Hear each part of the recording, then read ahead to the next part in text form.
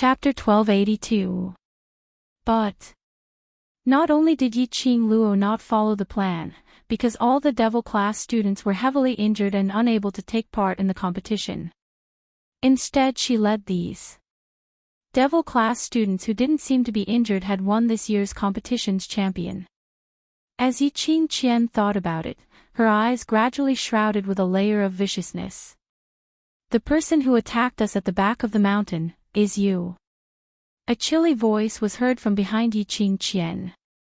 She saw a blue-robed Long Yunzhan holding a blue long sword as he charged towards Yi Qing Qian's direction. His eyes were cold as he had no emotions on his face.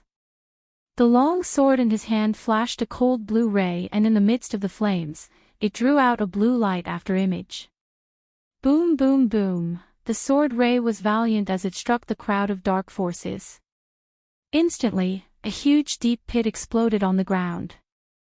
However, that sinister smile on Yi Qing Qian's lips had already swiftly pulled a distance away the moment Long Yunzhan appeared. A huge explosion was heard as the entire old mansion shook non-stop. That blazing flame had also burnt down everything in the courtyard. Earth Profound 8th grade. Devil class monitor is indeed not to be belittled. Yi Qing Qian's brows rose as she looked at the domineering man standing in front of Qiao Jin and the rest in ridicule. Earth Profound 8th grade. Xiao Bo and the rest looked at Long Yunzhan in shock. Other than Qiao Jin and the rest, the other students probably didn't know Long Yunzhan's true profound grade. They only knew that Long Yunzhan was very powerful. But they had not expected that. Long Yunzhan was already an Earth Profound 8th grade advanced cultivator. But while they were shocked, Yi Qing Qian didn't show any signs of fear. What's more, there wasn't even a hint of flustered expression. As though an Earth Profound 8th grade cultivator, in her eyes, was just an ant. Xiao Bo and the rest's hearts sunk as they looked at Yi Qing Qian warily. They were secretly speculating on what profound grade Yi Qing Qian, who had cooperated with the Dark Forces and even got a protector title in the Dark Forces. Long Yunzhan stood expressionlessly in front of everyone as he slowly raised his long sword and pointed it towards Yi Qing Qian. His icy cold voice seemed to be wrapped in frost. Those who hurt the world group must be killed. His words had just ended and his figure turned into a flowing light as he charged towards those 200 over people. At the same time, Long Yunzhan's voice came from the world group badge. There's a secret passage in my room. Bring the other brothers and leave immediately. Pang! The light sword flashed. The blue light whistled and the sword radiance surged. The entire courtyard was instantly stirred up by the terrifying profound qi, causing the ground to be filled with rubble and dust. Boom! There was another loud explosion. The long sword sank into the ground. From the moment the blue long sword plunged into the ground, a thin line that looked like a spider's web split open densely. The ground shook, and the surrounding trees and gravel were all cut down by the sword radiance. Yi Qing Qian was originally complacent as she was filled with disdain towards Long Yunzhan. One after another, the sword gleams came down and Yi Qing Qian's expression instantly turned steely green. Go! Charge! Kill everyone in the light devil class, don't leave a single one alive. Yi Qing Qian's voice was sharp as she hurriedly commanded. Smoke and dust filled the air, and they couldn't see anything around them. Due to Long Yunzhan's terrifying aura, the ground shook and the mountain swayed, making it hard to even stand. Momentarily, those people from the Dark Forces turned into a chaotic mess. Whereas on the other side, Xiao Bo swiftly called out to the remaining brothers as they carried the injured students one by one, sending them to Long Yunzhan's room. Don't even think of escaping. Yi Qing Qian realized Long Yunzhan's motive as a burst of profound yin qi rose from her palm. Chapter 1283. The profound yin qi, in just a moment, swallowed all the sword radiance which Long Yunzhan had released. Yi Qing Qian's arms opened up and with an elegant posture, she landed steadily among the black-robed men. Her eyes were filled with an eerie chill as she gave a cold harumph. The World Group's leader, an earth-profound 8th grade cultivator, are you really willing to submit to a slut's skirt? Long Yun-jan didn't say a word. He had no intention to converse with Yi Qingqian. The next sword radiance was released once again. The blue long sword and the sword chi's oppressive grandeur once again enveloped the entire area. The horrifying sword radiance exploded with a huge amount of profound energy. Yi Qingqian swiftly retaliated. Xiao Jin looked at those 200 over people, taking the opportunity to stop Zhao Bo and the rest from assassinating the injured youngsters as the gold coin darts in his hands flew out and joined the battle. Momentarily, the entire old mansion was in turmoil. But after all, there was a huge disparity in their abilities, and with the disadvantage in numbers, they still had to protect the other students. In just half an incense's time, Long Yun-jan and the rest were forced to retreat to the direction of the bedroom in the backyard. Be careful. Guard the bedroom. Xiao Jin was at the front line, entangling with 10 over dark forces. From the corner of his eyes, he saw 10 over people from the dark forces, quietly getting close to those bedroom. His expression sunk as he shouted out sharply. In the bedroom, there were still many brothers who had not been moved in time. Most of the brothers had fallen into a deep sleep under Ghost Doctor's treatment. If the dark forces were to get close, they wouldn't be able to resist at all. But, at this moment, even Zhao Bo and the rest had been restrained by the other dark forces. There was no one who could stop the people who had snuck into the bedroom. The leader of the black-robed men walked into the bedroom and saw a young man who was lying on the bed with his eyes closed resting. The smile on his face was filled with excitement and viciousness.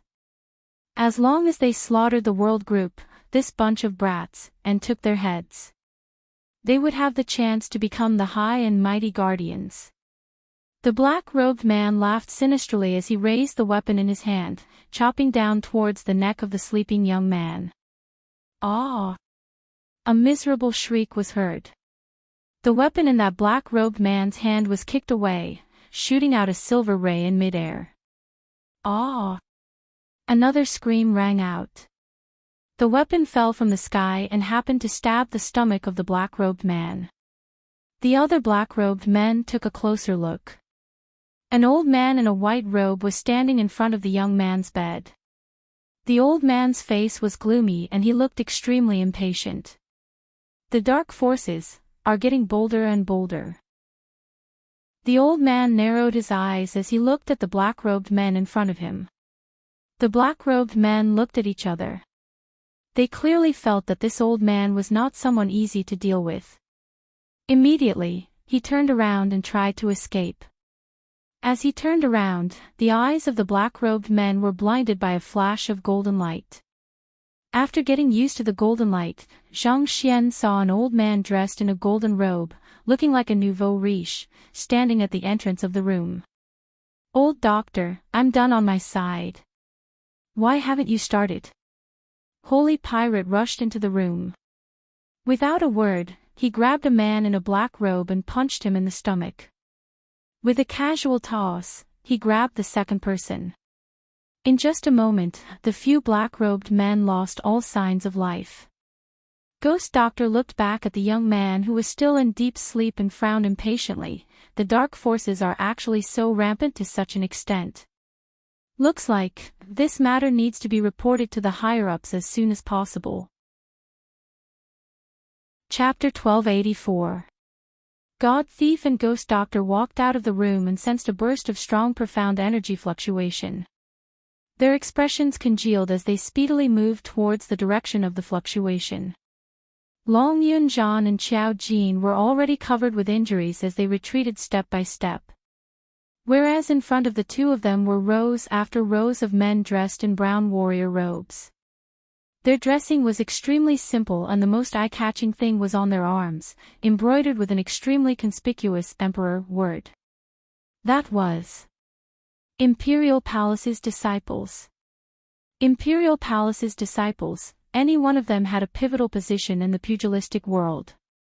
Any random one of them would be a mystic profound grade 5 and above. Whereas this group of around 30 over Imperial Palace's disciples, the lowest profound grade was Mystic Profound grade 9 while the highest had already reached Earth Profound grade 6. Overlord, that fellow, seems to be interested in that last Qing Luo. Holy Thief clicked his tongue. His heart that was hanging in the air finally calmed down. These Imperial Palace's disciples must be selected from the Imperial Palace's upper-class disciples. Sending out 30 over upper-class disciples, just to protect these people whom Yi Qing Luo cared about. To DMO Xian, if it wasn't because he really cared, if he wasn't really interested. DMO Xian would absolutely not do such a thing. The Imperial Palace's disciples trained in an orderly manner. After helping Long Yunzhan and Qiao Jin to block those attacks, they speedily redistributed their own responsibilities. 20 people stayed behind to continue fighting against the dark forces. As for the remaining 10 over people, they pulled Long Yunzhan and Qiao Jin towards the direction of Zhao Bo and the others. Those 10 over people were extremely agile as they speedily got close to the bedroom and carried the young man who was in deep sleep on their shoulders as they left without turning their heads back. As for those dark forces who tried to sneak into the bedroom to lay their hands on those injured young men, they were immediately exterminated by them. Zhao Bo and the others stared at those Imperial Palace's disciples in a daze. He had mingled in the mercenary group for so many years and naturally understood the meaning of the Emperor word on their sleeves. Imperial Palace, Nirvana Realm's first palace. They had not expected the Imperial Palace's disciples to appear here and help them. Zhao Bo felt that he had followed a good team at this moment. When their mercenary group's management grew up, their mercenary group would definitely become the #1 mercenary group in future. What are you still standing here for? Hurry up and carry the brothers away. Qiao Jin slapped the back of Zhao Bo's head and urged. Zhao Bo repeatedly responded and moved his brothers along with the Imperial Palace's disciples.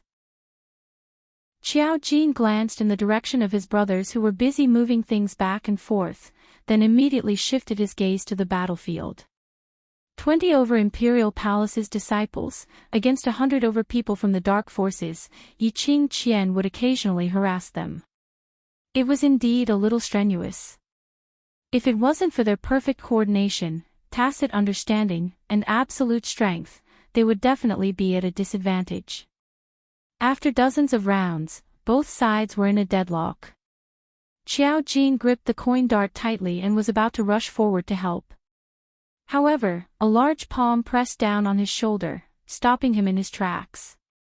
Qiao Jin glanced sideways and met with a pair of icy cold azure eyes. Bring Xiao Yi out first, no one has gone to her room yet. Long Yunzhan advised. Qiao Jin's footsteps paused. But, what about that side? The Overlord has specially sent people to protect us. We must not let anything happen to the disciples of the Imperial Palace, otherwise. How were they going to explain this to Dizun?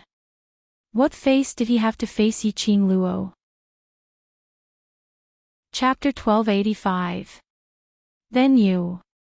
Qiao Jin's brows were tightly knitted together. The wounds on Long Yunzhan's body were no less than his. In fact, her injuries were even more serious than his. Otherwise, the Imperial Palace's disciple wouldn't have forcefully dragged them away from the battlefield and indicated that they were only responsible for moving the brothers out of the old mansion. I'm fine. Long Yunzhan shook his head. I know what I'm doing. As soon as he finished speaking, he turned around and headed towards the battlefield with his blue sword in hand. Qiao Jin stared at Long Yunzhan, who was doing his best to kill in the dark forces. His fists gradually tightened. He pursed his lips and glanced in the direction of Yan Xiaoyi's courtyard. The expression on his face didn't change, as if he was hesitating about something. After a long while, Qiao Jin finally took a deep breath, gripped the coin darts tightly, and walked towards the direction of the battlefield. Kid, you'd better be a good boy and move the injured children. Leave this place to me and the old doctor. Holy Pirate came from behind and pressed down on Xiao Jin's shoulder. Xiao Jin was stunned. He turned his head to look at the two people behind him.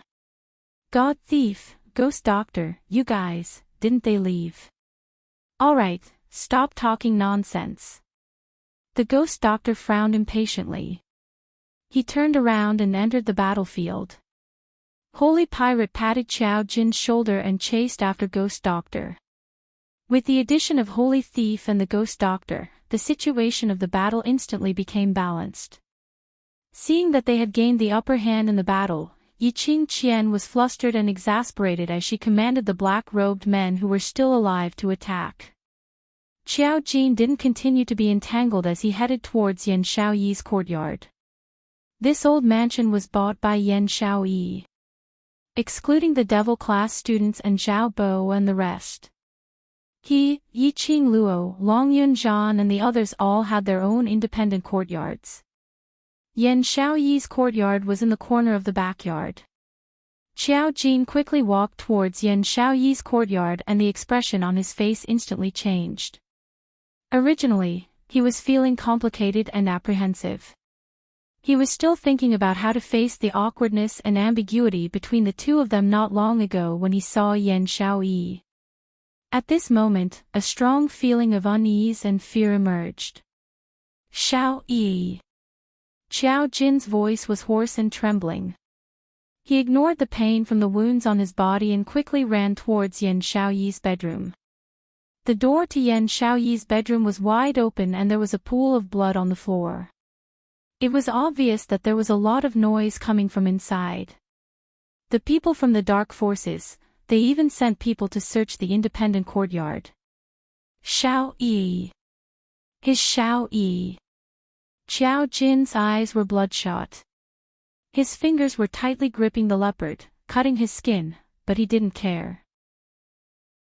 And the scene after rushing into the bedroom. This caused the blood on Xiao Jin's face to instantly disappear.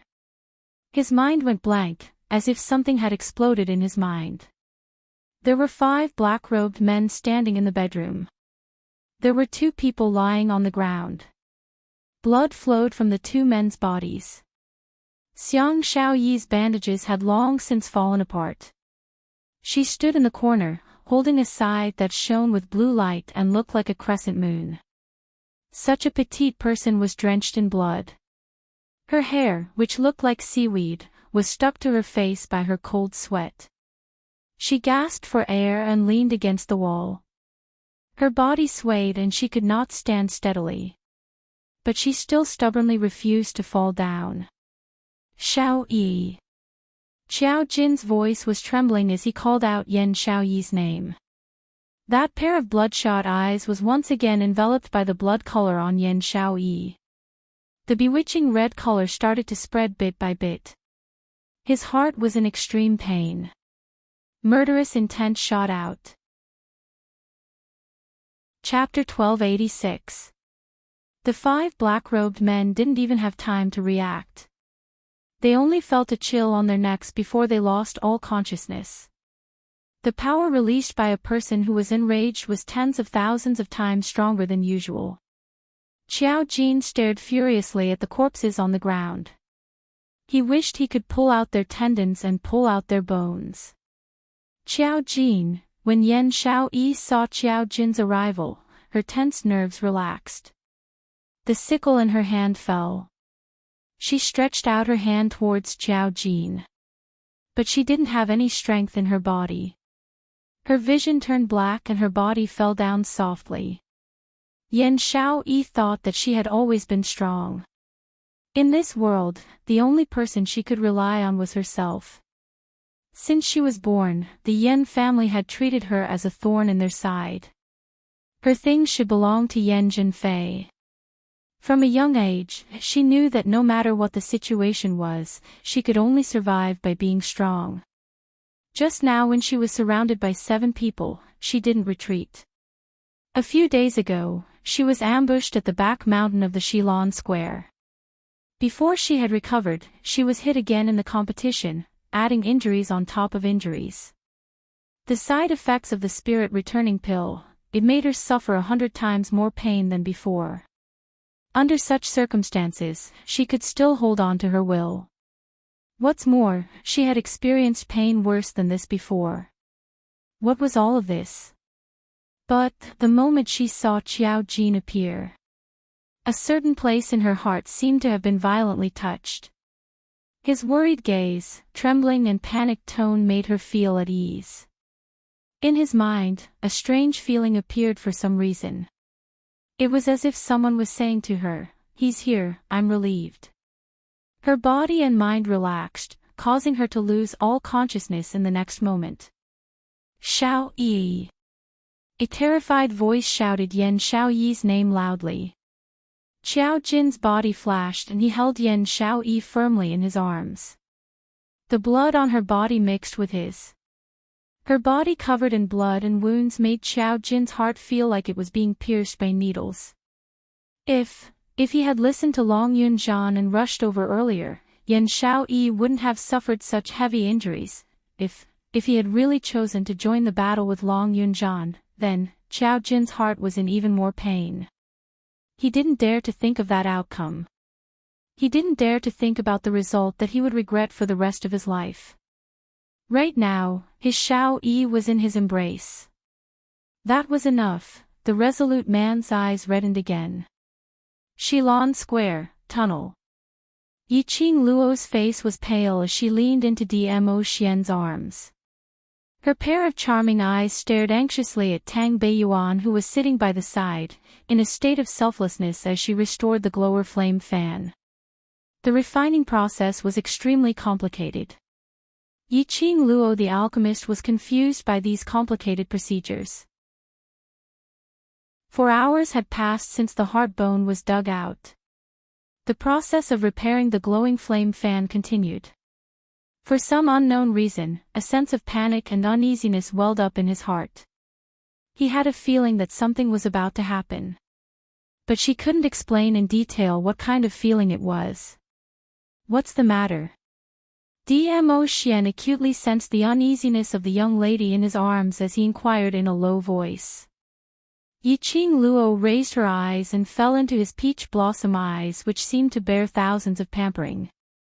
The uneasiness in his heart was diluted by this gentleness. She smiled and shook her head. "After repairing it for so long, I am a little worried that there might be other problems with the glowing flame fan." Chapter 1287. Yiqing Luo's lips curled upwards as she buried her face into his chest. "Amen, I'll wait patiently. How does your body feel?" "It's been 4 hours, it shouldn't be as painful as before, right?" Dmo Xian's slender fingers caressed the back of her head. Extracting the heart bone and blood was extremely harmful to the human body.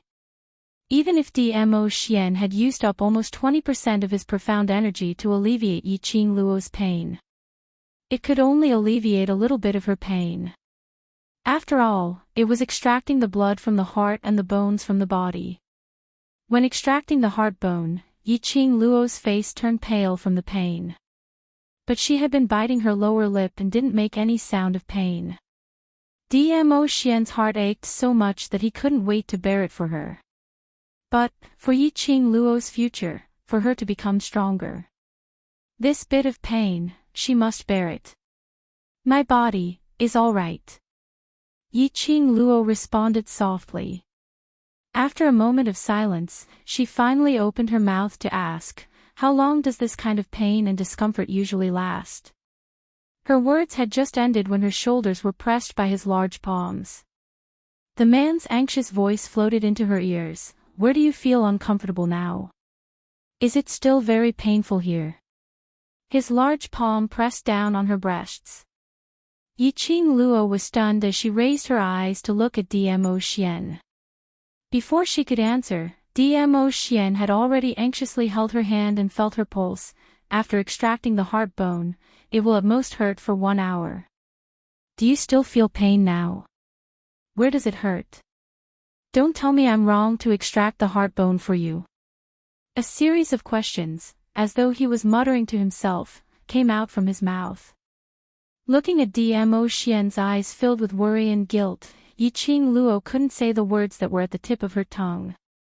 After a long time, she curled her pink lips and slowly shook her head. No, I'm just asking casually, to see if there's any difference between me and those who have extracted their heart bone.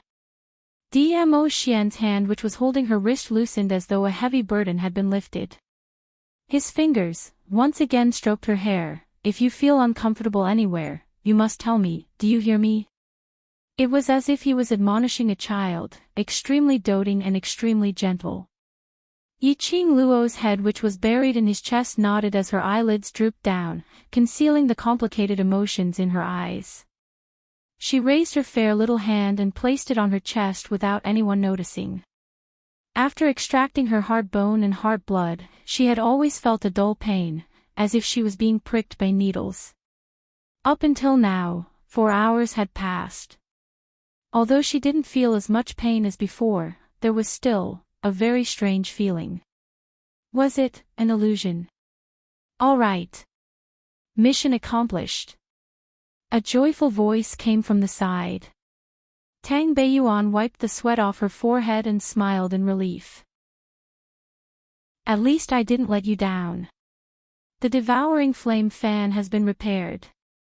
Yiqing Luo's attention was immediately attracted by the glower flame fan. Yiqing Luo's fingers had just touched the glower flame fan when she suddenly froze.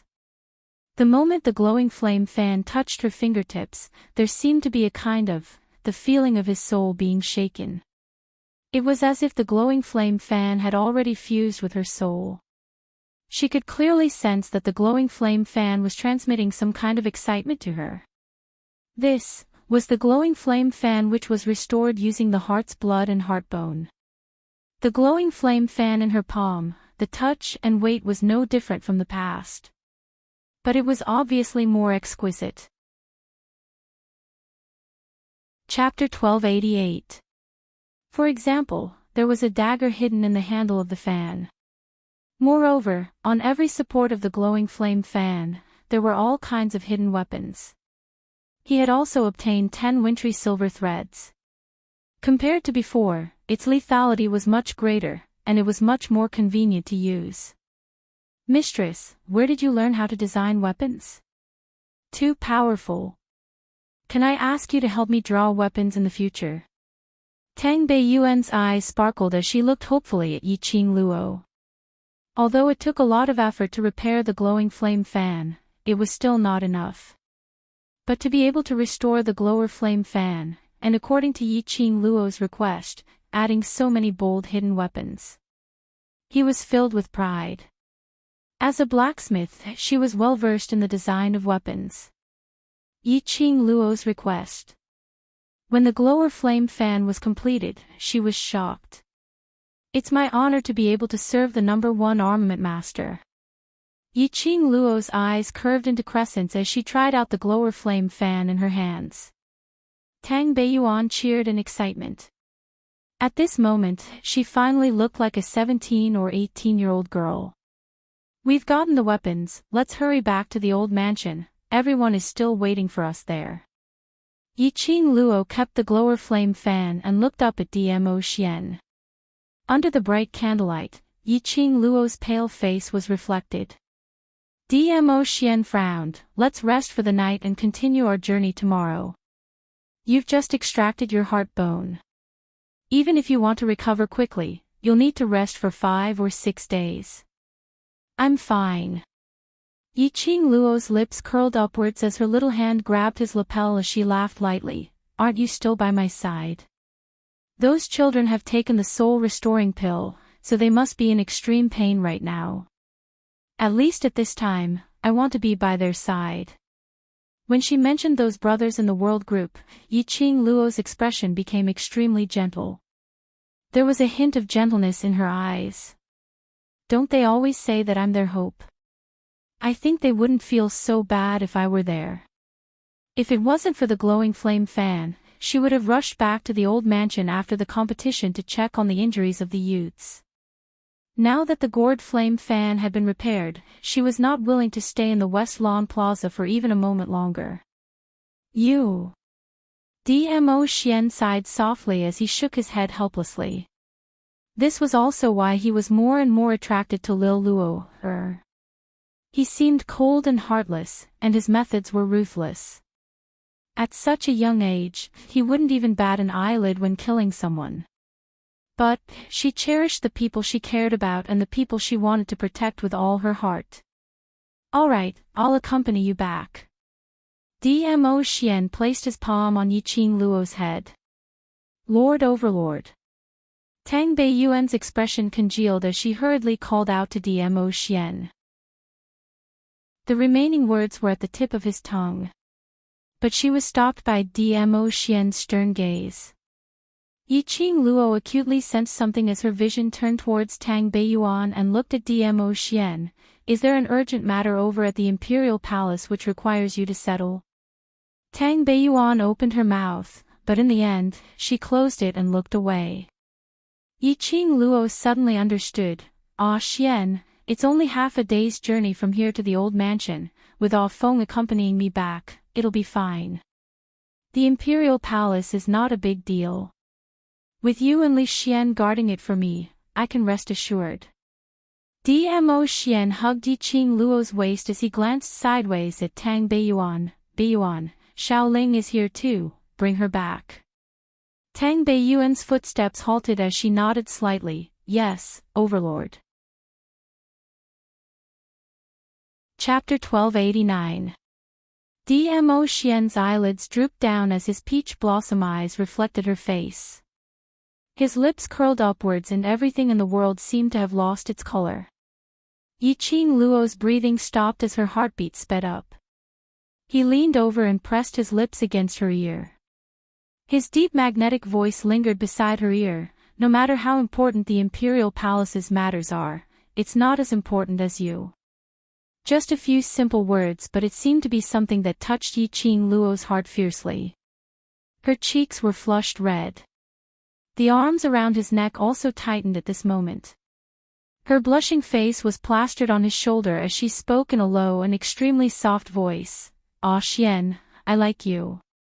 She wanted to tell this feeling to Dmo Xian. This man had always placed her in the most important position in his heart. To her, Dmo Xian was also the most important person to her. She liked Dmo Xian. Very much, very much. The man who was hugging her stiffened as though he was stunned by Yiqing Luo's sudden confession. That long eyelashes fluttered unnaturally. His fair skin was obviously tainted with a touch of redness. Yiqing Luo seemed to have discovered a new continent as her eyes widened as she started giggling. "Ah Xian, are you shy?" Yiqing Luo's eyes curved as she smiled. She didn't expect her confession to be able to see such an expression from Dmo Xian. As the head of a formidable hidden family in the 21st century. Every time she was teased by Dmo Xian until her face turned red, hovering between life and death. This was the first time she saw Dmo Xian's shy look. Decided, in the future when there's nothing to do, she would say some sweet nothings. At the very least, he had to return the favor to her for flirting with him. How could she be the only one who was shy? "Shut up." Dmo Xian turned his face away as he forcefully pushed Yiqing Luo's head into his arms. His footsteps quickened. Yiqing Luo refused to let him off. "Ah Xian, your ears are all red. You like me that much?" Dmo Xian looked embarrassed. He pretended to glare fiercely at the girl in his arms, and the corners of his mouth twitched indifferently. Soon after, he bent down and fiercely kissed those pink lips that were still chattering away. Everything in the surroundings was quiet. Looking at Dmo Xian's departing back, Tang Beiyuan was unable to retract her gaze for a long time. Just now, Di Zun was really shy. She had never seen Di Zun like this. That expression, that childish behavior. There was not a trace of the arrogance that he had in the past. He was just an ordinary, pure, ordinary man. The Overlord had truly fallen in love with Yiqing Luo. It was only by Yiqing Luo's side that the Overlord seemed like a real person. A person of flesh and blood, a person of joy and sorrow. No matter how important the Arch Palace is, it's not as important as you. These words kept lingering in his mind. She could not help but laugh softly. However, deep in his eyes, there was a strong sense of loneliness.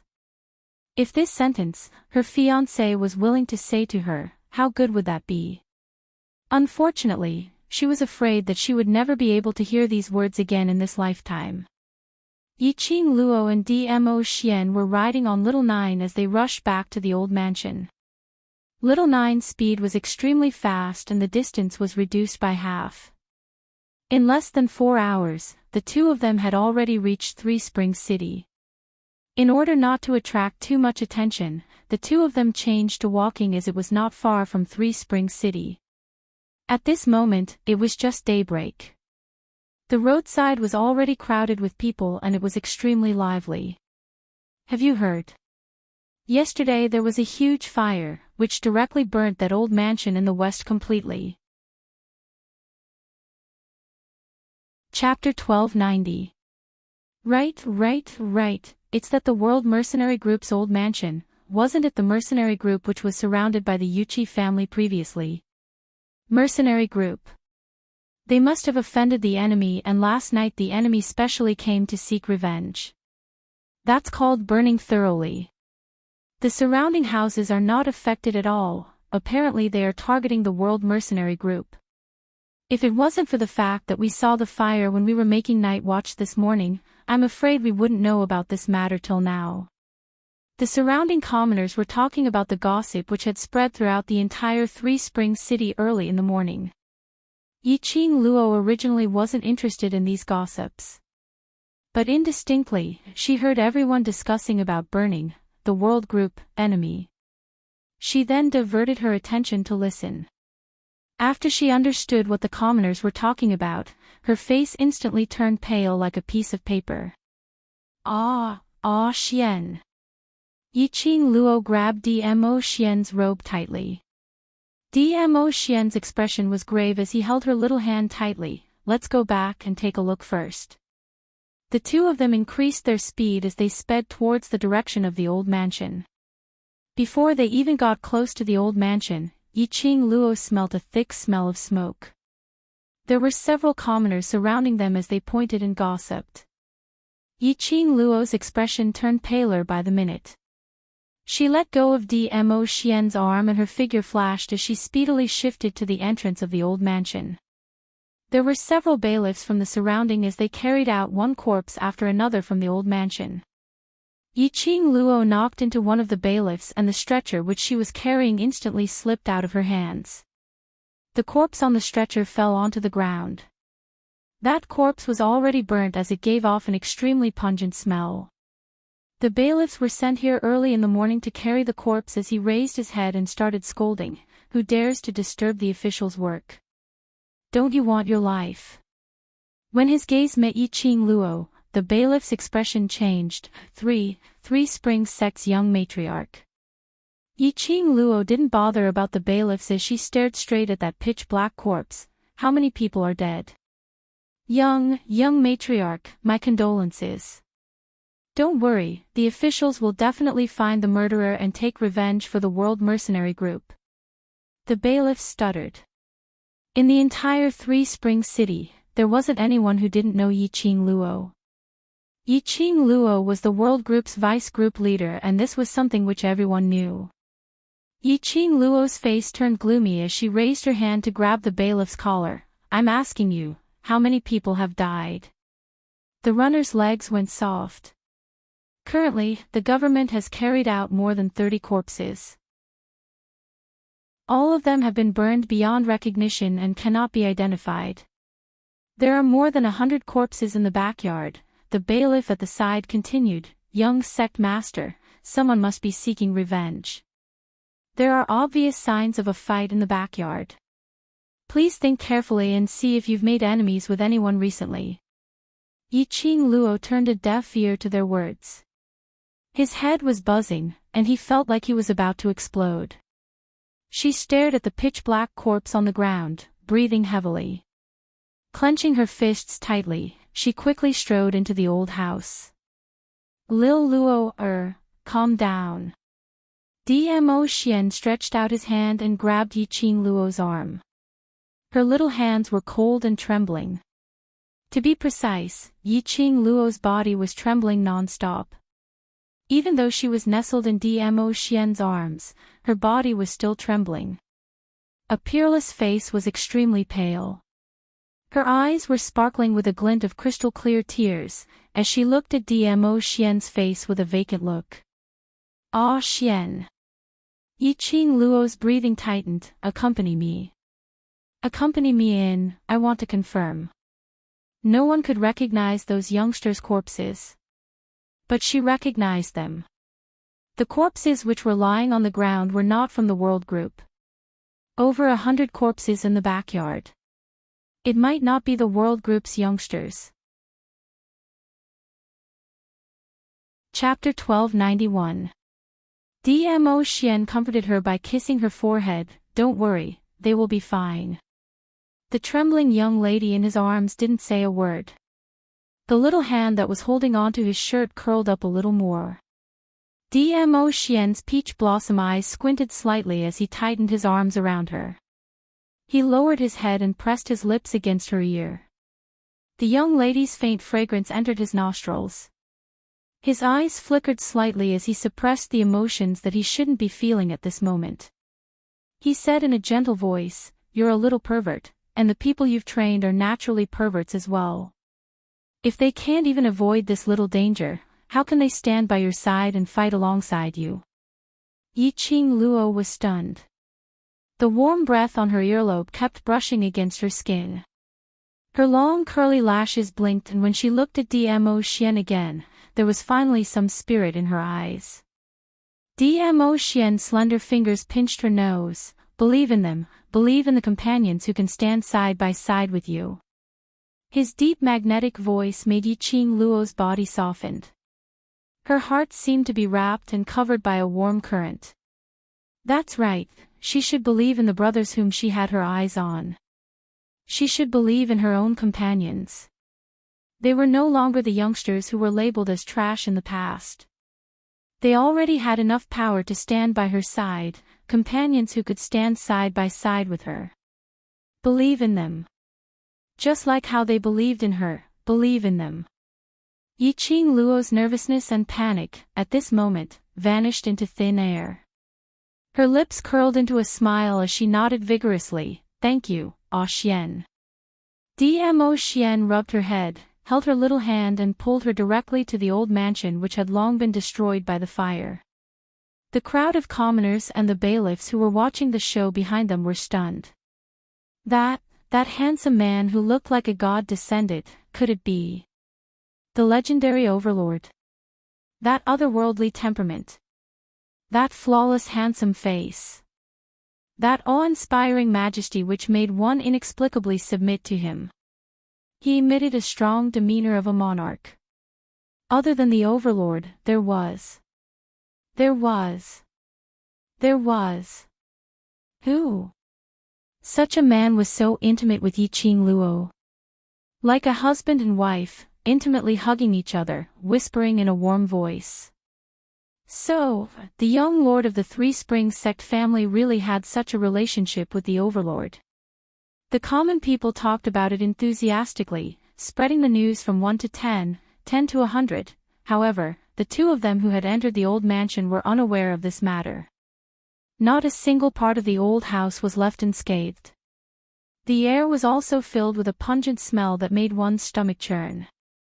From time to time, the blackened wood could no longer support its weight and fell to the ground, emitting an ear-piercing sound. Yiqing Luo walked quickly towards the backyard. As soon as he arrived at the backyard, he saw the burnt corpses all over the place. It was clear that a great battle had just taken place. Sensing carefully, he could still vaguely sense a faint trace of profound energy remaining in the air.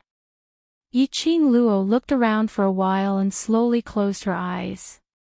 A burning sensation gradually welled up in his chest. This was the strength of her profound jade heart. She could sense the profound rank of a profound practitioner that was higher than hers. He could distinguish the grade of other profound practitioners' profound heart jades. Previously, after her profound jade heart was dug out by Yi Qingling and the people from the dark forces, she was still able to rely on the remnant energy of the profound jade heart stored in her heart to sense it. Now that the profound jade heart had returned to her body, this ability of hers was getting stronger and stronger. Probing for a moment, she indeed sensed the remnant profound energy in the surroundings. It's the dark forces. Yi Qing Luo's brows creased, vaguely sensing the profound yin qi which came from the dark forces. This aura was not obvious. Chapter 1292. Dark Forces. Dmo Xian's handsome brows creased slightly as he looked at Yi Qing Luo. Are you sure? Logically speaking, under the harassment of the Arch Palace, the Dark Forces would definitely not have the time to attack these youngsters from the World Mercenary Group. To the Dark Forces. As long as Yi Qing Luo wasn't around, they could casually send out any cultivator and they would be able to squash these youngsters to death like ants. The Dark Forces' target was only Yi Qing Luo's profound heart jade and Yi Qing Luo only. How could they possibly ambush the world group at this critical juncture? Yi Qing Luo remained silent for a moment and slowly shook her head. I'm not too sure, the profound yin qi's response is very weak. She took a deep breath and closed her eyes again, preparing to magnify her perception. Suddenly, she felt a dull pain in her chest, causing her face to pale.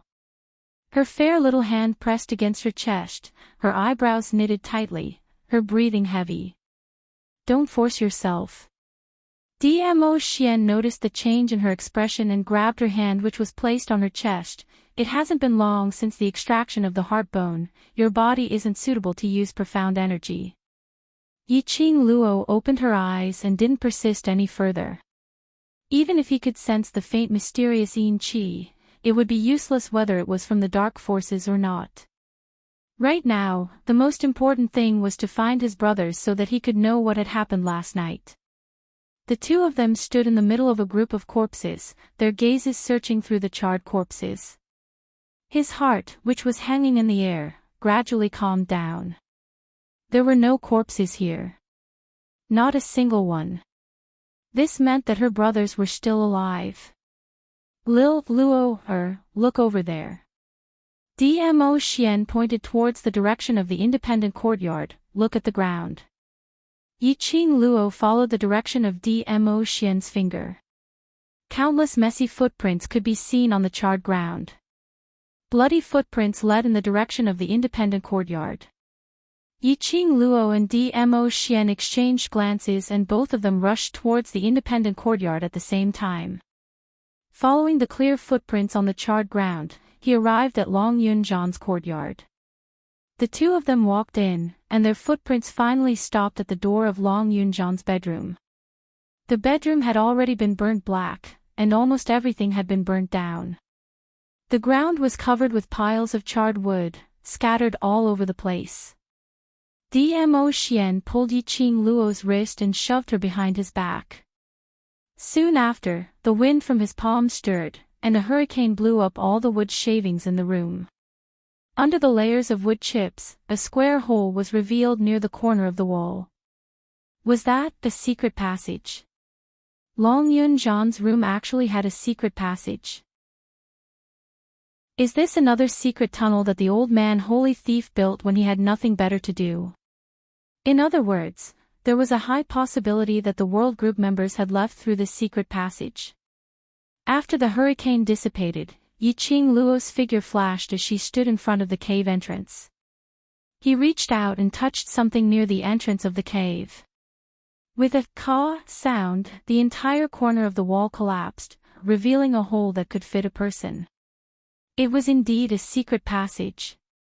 Yi Qing Luo's eyes shone brightly as she pulled Dmo Xian's hand and was about to rush into the secret passage.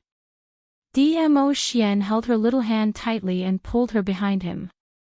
Only then did he take the lead and walk into the secret passage.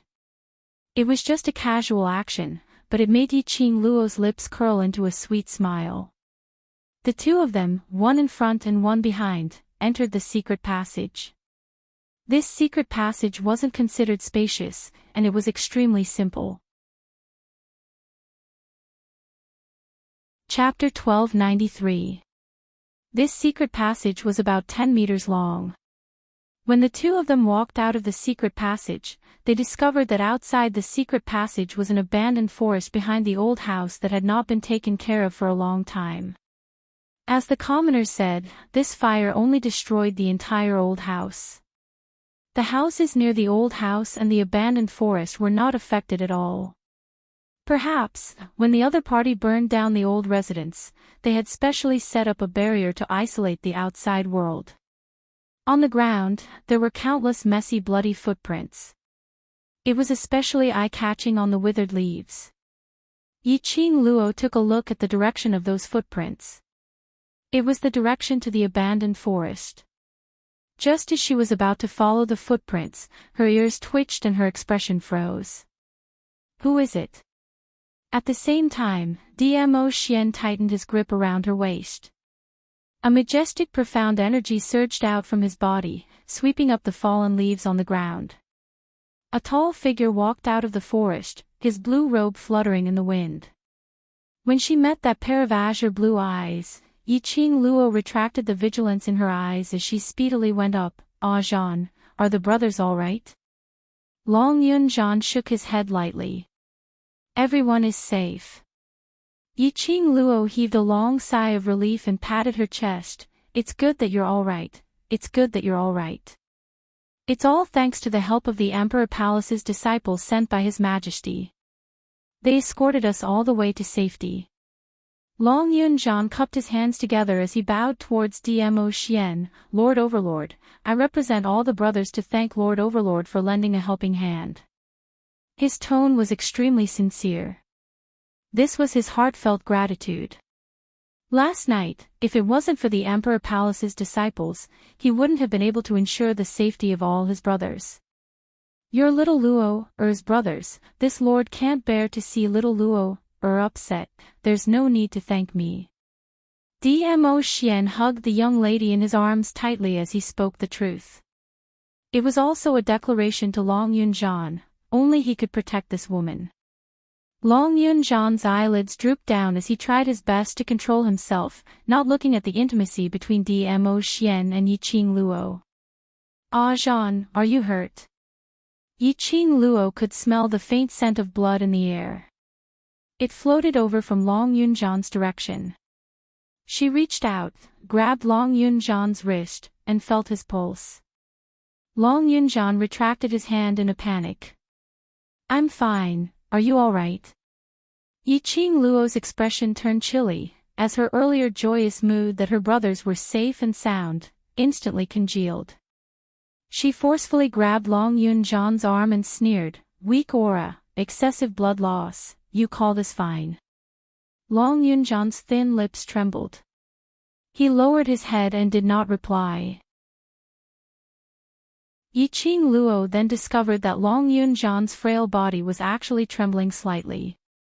His injuries, it was definitely not light. Seeing Yiqing Luo's expression turning colder and colder, Long Yun Zhan's brows creased slightly as he explained in an extremely unnatural manner. "The ghost doctor has already personally bandaged my wounds, and I've also eaten the pills that the ghost doctor personally refined. I've also obtained the ghost doctor's permission to come here to pick you up. The ghost doctor is here too." He was a person who was afraid of trouble and would rather spend all his time refining pills and researching pills. He actually became a doctor and helped these youths bandage their wounds. Perhaps, it must be because of her. Her ghost doctor master. Yiqing Luo sighed helplessly. It seemed that she owed more and more favors. Yiqing Luo released Long Yun Zhan's wrist. "Where are all of you now? Are you safe?" At the mention of this topic, a strange expression appeared on Long Yun Zhan's face, which had always been calm. Chapter 1294. By the time Yiqing Luo followed Long Yunjian to the World Group's temporary residence, she finally understood why Long Yunjian's expression was so strange. The World Group's old residence was at the west side of Three Springs City. And the place where they were temporarily staying was at the east side of Three Springs City. The people who stayed at the east side were either rich or respectable. This huge mansion was a luxurious mansion, extremely luxurious. After they stepped into the mansion, Yiqing Luo sensed that something was amiss. This huge mansion. No matter if it was the furnishings or the style, it was almost the same as the old mansion which Yan Xiaoyi had bought. Even that pond in the garden was exactly the same. If it wasn't for the fact that she had seen it with her own eyes earlier, the old mansion had been burnt to ashes. She even suspected if she had walked into the previous old mansion. There weren't many people in the entire huge mansion. It was until Long Yunjian led them to the rear courtyard when Yiqing Luo faintly heard someone talking. She saw 10 young men dressed as manservants, bustling about. Some were carrying medicinal soup, walking back and forth. Some were carrying water basins, walking back and forth. There were 10 maids, who were in the same state. Zhao Bo and the rest were among them, interacting with those manservants, while busying themselves with the matters on hand. "Captain Long, you're back." Suddenly, a clear voice was heard from one of the rooms. A man dressed in a dark red woven gold robe, with brown auspicious clouds rolling around him, walked out from the room. The man's black hair was coiled up, secured by a purple jade crown, neat and tidy. His lips carried an intimate smile, as though he was a graceful gentleman, as gentle as jade. From the looks of it, this man's age wasn't old, roughly around 21 or 22 years old. Long Yunjian's expression congealed as he nodded towards that man, young Master Shi. Others might not be able to detect the change in Long Yunjian's expression, but how would Yiqing Luo, who understood Long Yunjian, not notice it? She sized up the seemingly gentle man in front of her in confusion, secretly guessing his identity. That man noticed Yiqing Luo's gaze, as he gave her a warm and courteous smile. "I believe this must be the extraordinary lady which Captain Long mentioned, young sect master Yiqing Luo. Seeing is believing, indeed you're devastatingly beautiful." His tone was just right. Anyone who heard it would not feel the slightest bit disgusted. It made people feel that he was praising her sincerely, without any blasphemy. "I am Shi Shanglan from the Shi clan." The man introduced himself. Yiqing Luo had never heard of this person's name and there wasn't any information about him in her mind. However, she still maintained an elegant smile on her face. "Young Master Shi. This is..." Shi Shanglan looked at Dmo Xian, who was standing beside Yiqing Luo.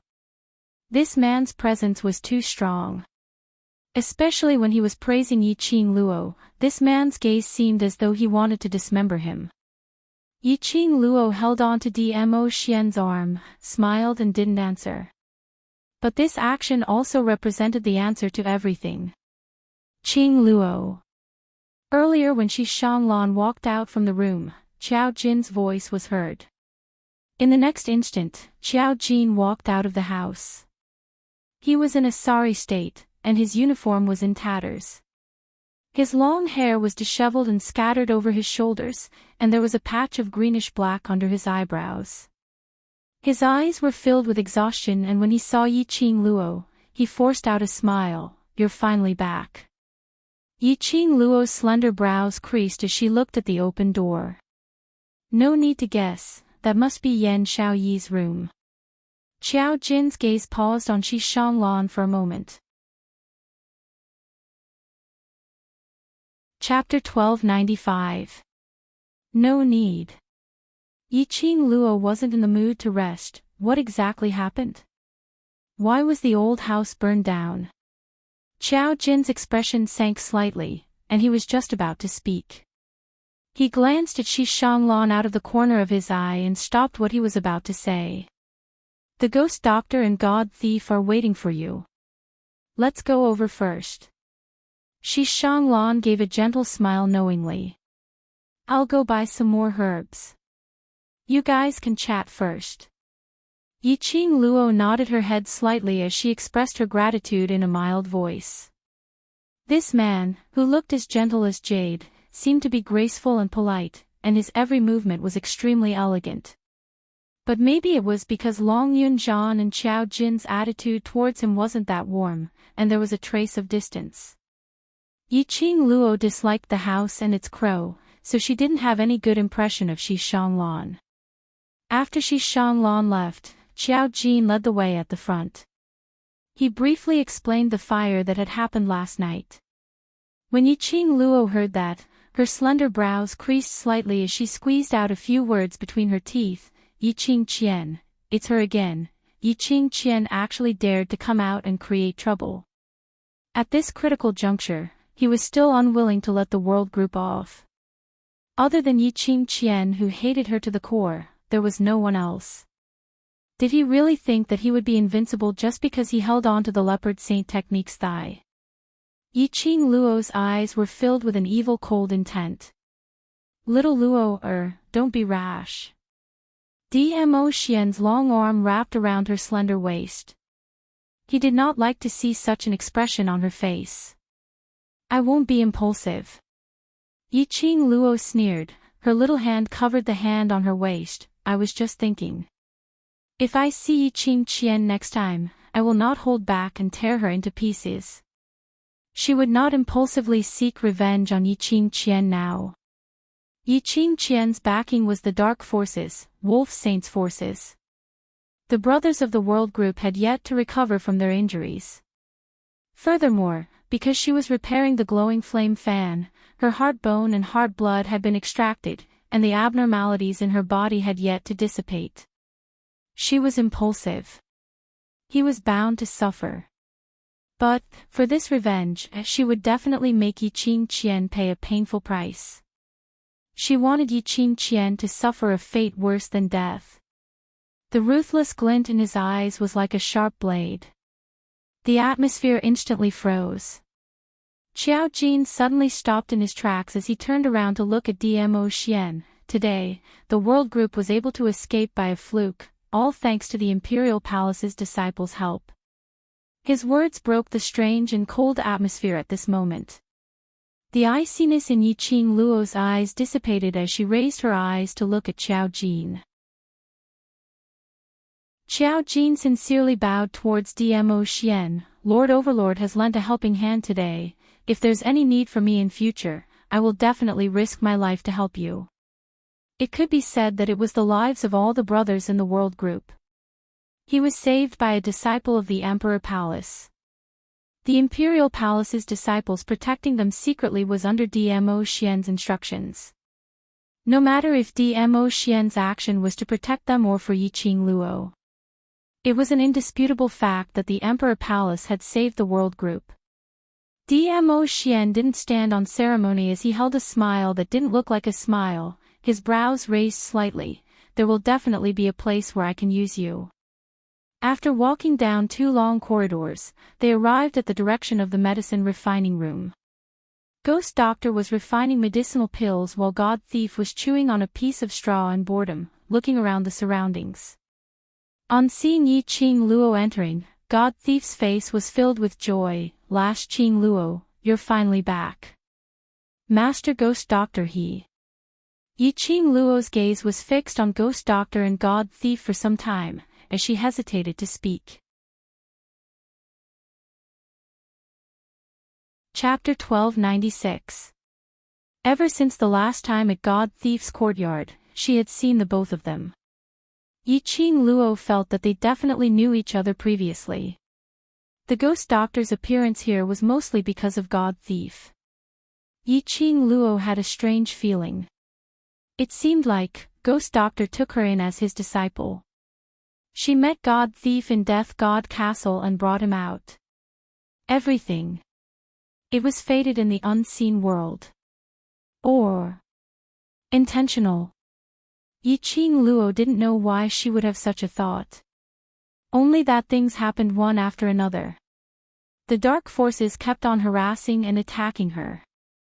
The more Yiqing Luo felt, the more she felt that everything seemed to be deliberate. Of course, she didn't doubt God Thief and Ghost Doctor's sincerity towards her. She believed that Ghost Doctor and God Thief really treated her like a girl and doted on her. The smile on God Thief's face froze as he coughed dryly. This isn't important. The important thing is, you already know about the old mansion's fire last night, right? Seeing that God Thief had no intention to tell her, Yiqing Luo didn't continue to ask. She believed that one day, God Thief would tell her about his matter. Yiqing Luo nodded her head as her slender brows creased slightly, going along with God Thief as she changed the topic. Our brothers traveled through the night and took different routes back to the old residence, yet they were detected by the dark forces. This is just too strange. To everyone, Devil Class was going to challenge the Overseer on the second day. No matter what, they couldn't possibly leave the West Lawn Square on the night of the challenge. Yiqing Luo had specially asked the brothers to split into different routes to leave the West Lawn Square. Most importantly, other than themselves, no one else knew that Devil Class's students had taken the spirit returning pill. How could the dark forces be so coincidental? Choosing today to set fire to the old mansion.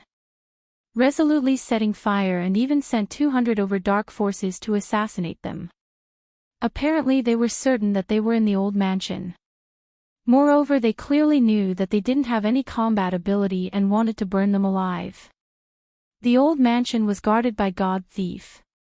If anyone investigated the matters in the old mansion, God Thief would definitely know about it immediately.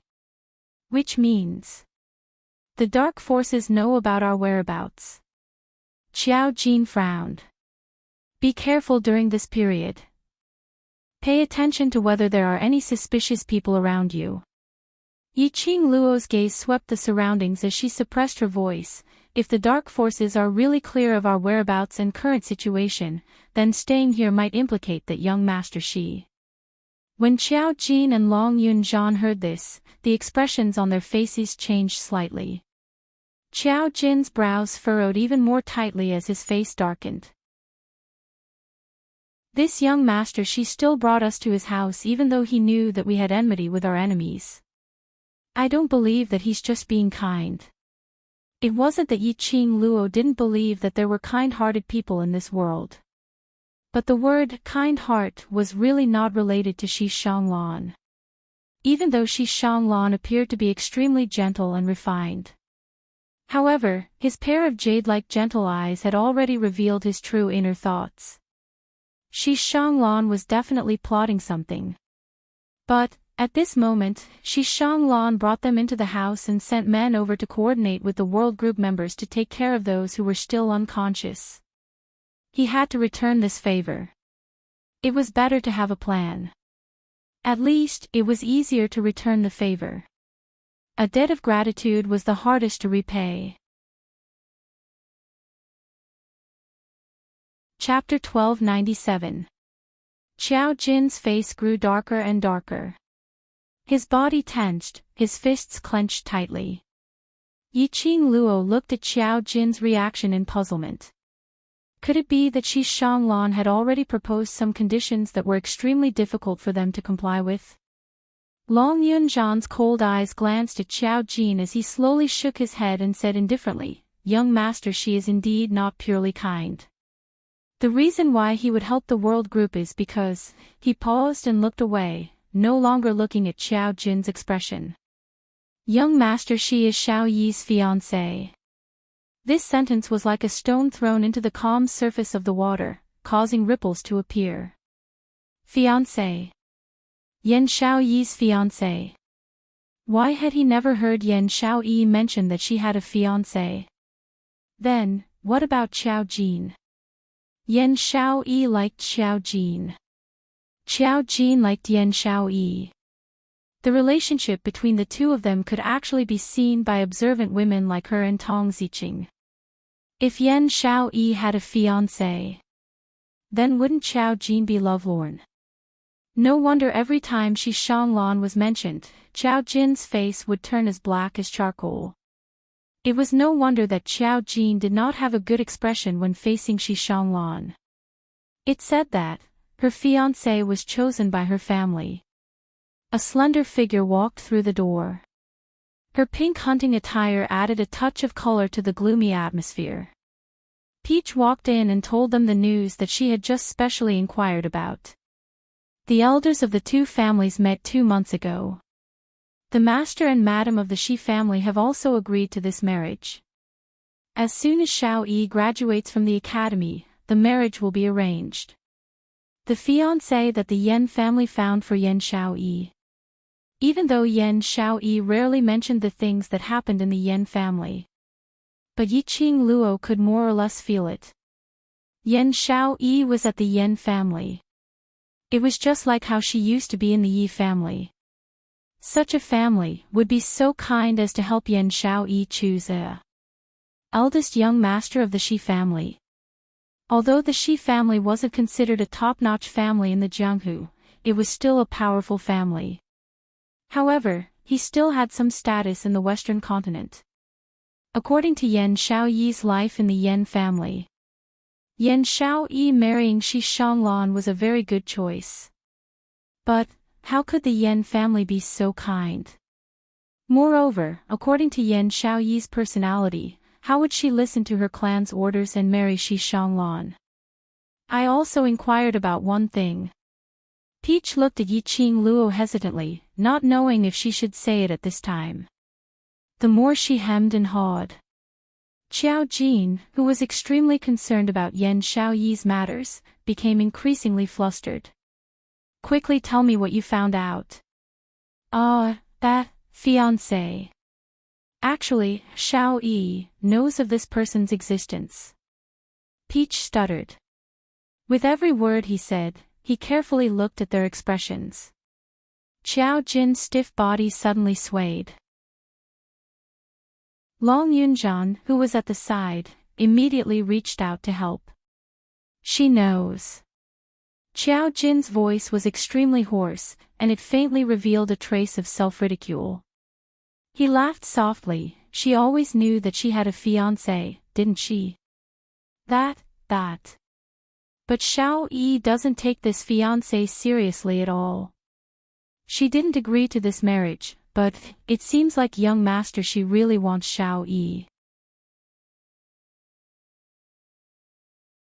Chapter 1298. Peach stammered as she wanted to continue explaining. However, a hand rested on her shoulder and pressed down lightly. Peach turned her head and saw a pair of enchanting eyes with a hint of a sly smile. Stop talking. No matter if Xiao Yi treats young master Shi seriously or not, in young master Shi's eyes, Xiao Yi is his fiancé. Yiqing Luo stopped Peach's words. Her gaze calmly looked at Xiao Jin. Since he's Xiao Yi's fiancé, as Xiao Yi's companion, it's natural for us to stay here. Saying that, she smiled at the dazed Peach. Let's go take a look at Xiao Yi. Following that, she held Dmo Xian's arm with one hand and Peach's hand with the other as they walked out of the pill refining room and headed towards the direction of the courtyard.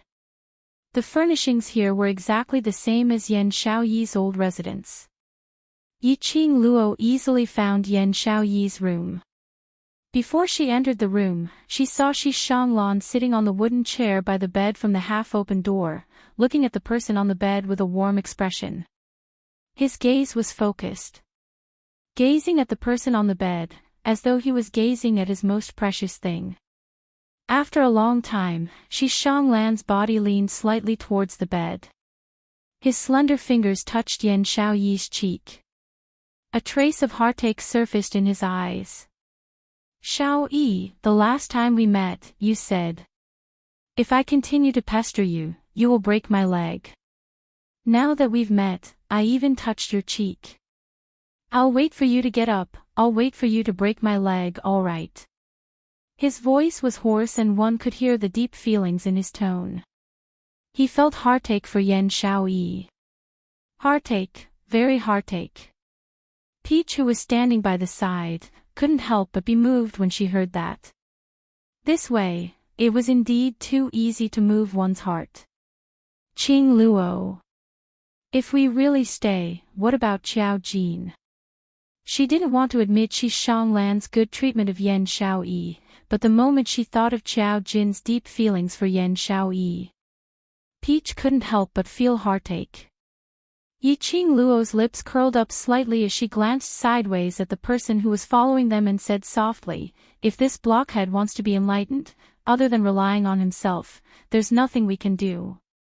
Isn't this an opportunity for him to properly understand his feelings towards Xiaoyi?" Peach nodded as if she was suddenly enlightened. At this time, Xiao Jin and Long Yunjian had already caught up. Seeing Qing Luo and the rest standing not too far away from the entrance, she followed their line of sight in puzzlement. Xishanglan was holding Yan Xiaoyi's hand and bringing it to his lips. Xiao Jin's eyes quickly turned red, and a vicious aura burst forth from the bottom of his eyes. Almost instinctively, he strode into the room and grabbed Xishanglan's shoulder with one hand. He shouted sternly, "What are you doing?" Xishanglan was not prepared and was struck by Xiao Jin's palm. His shoulder felt a dull pain.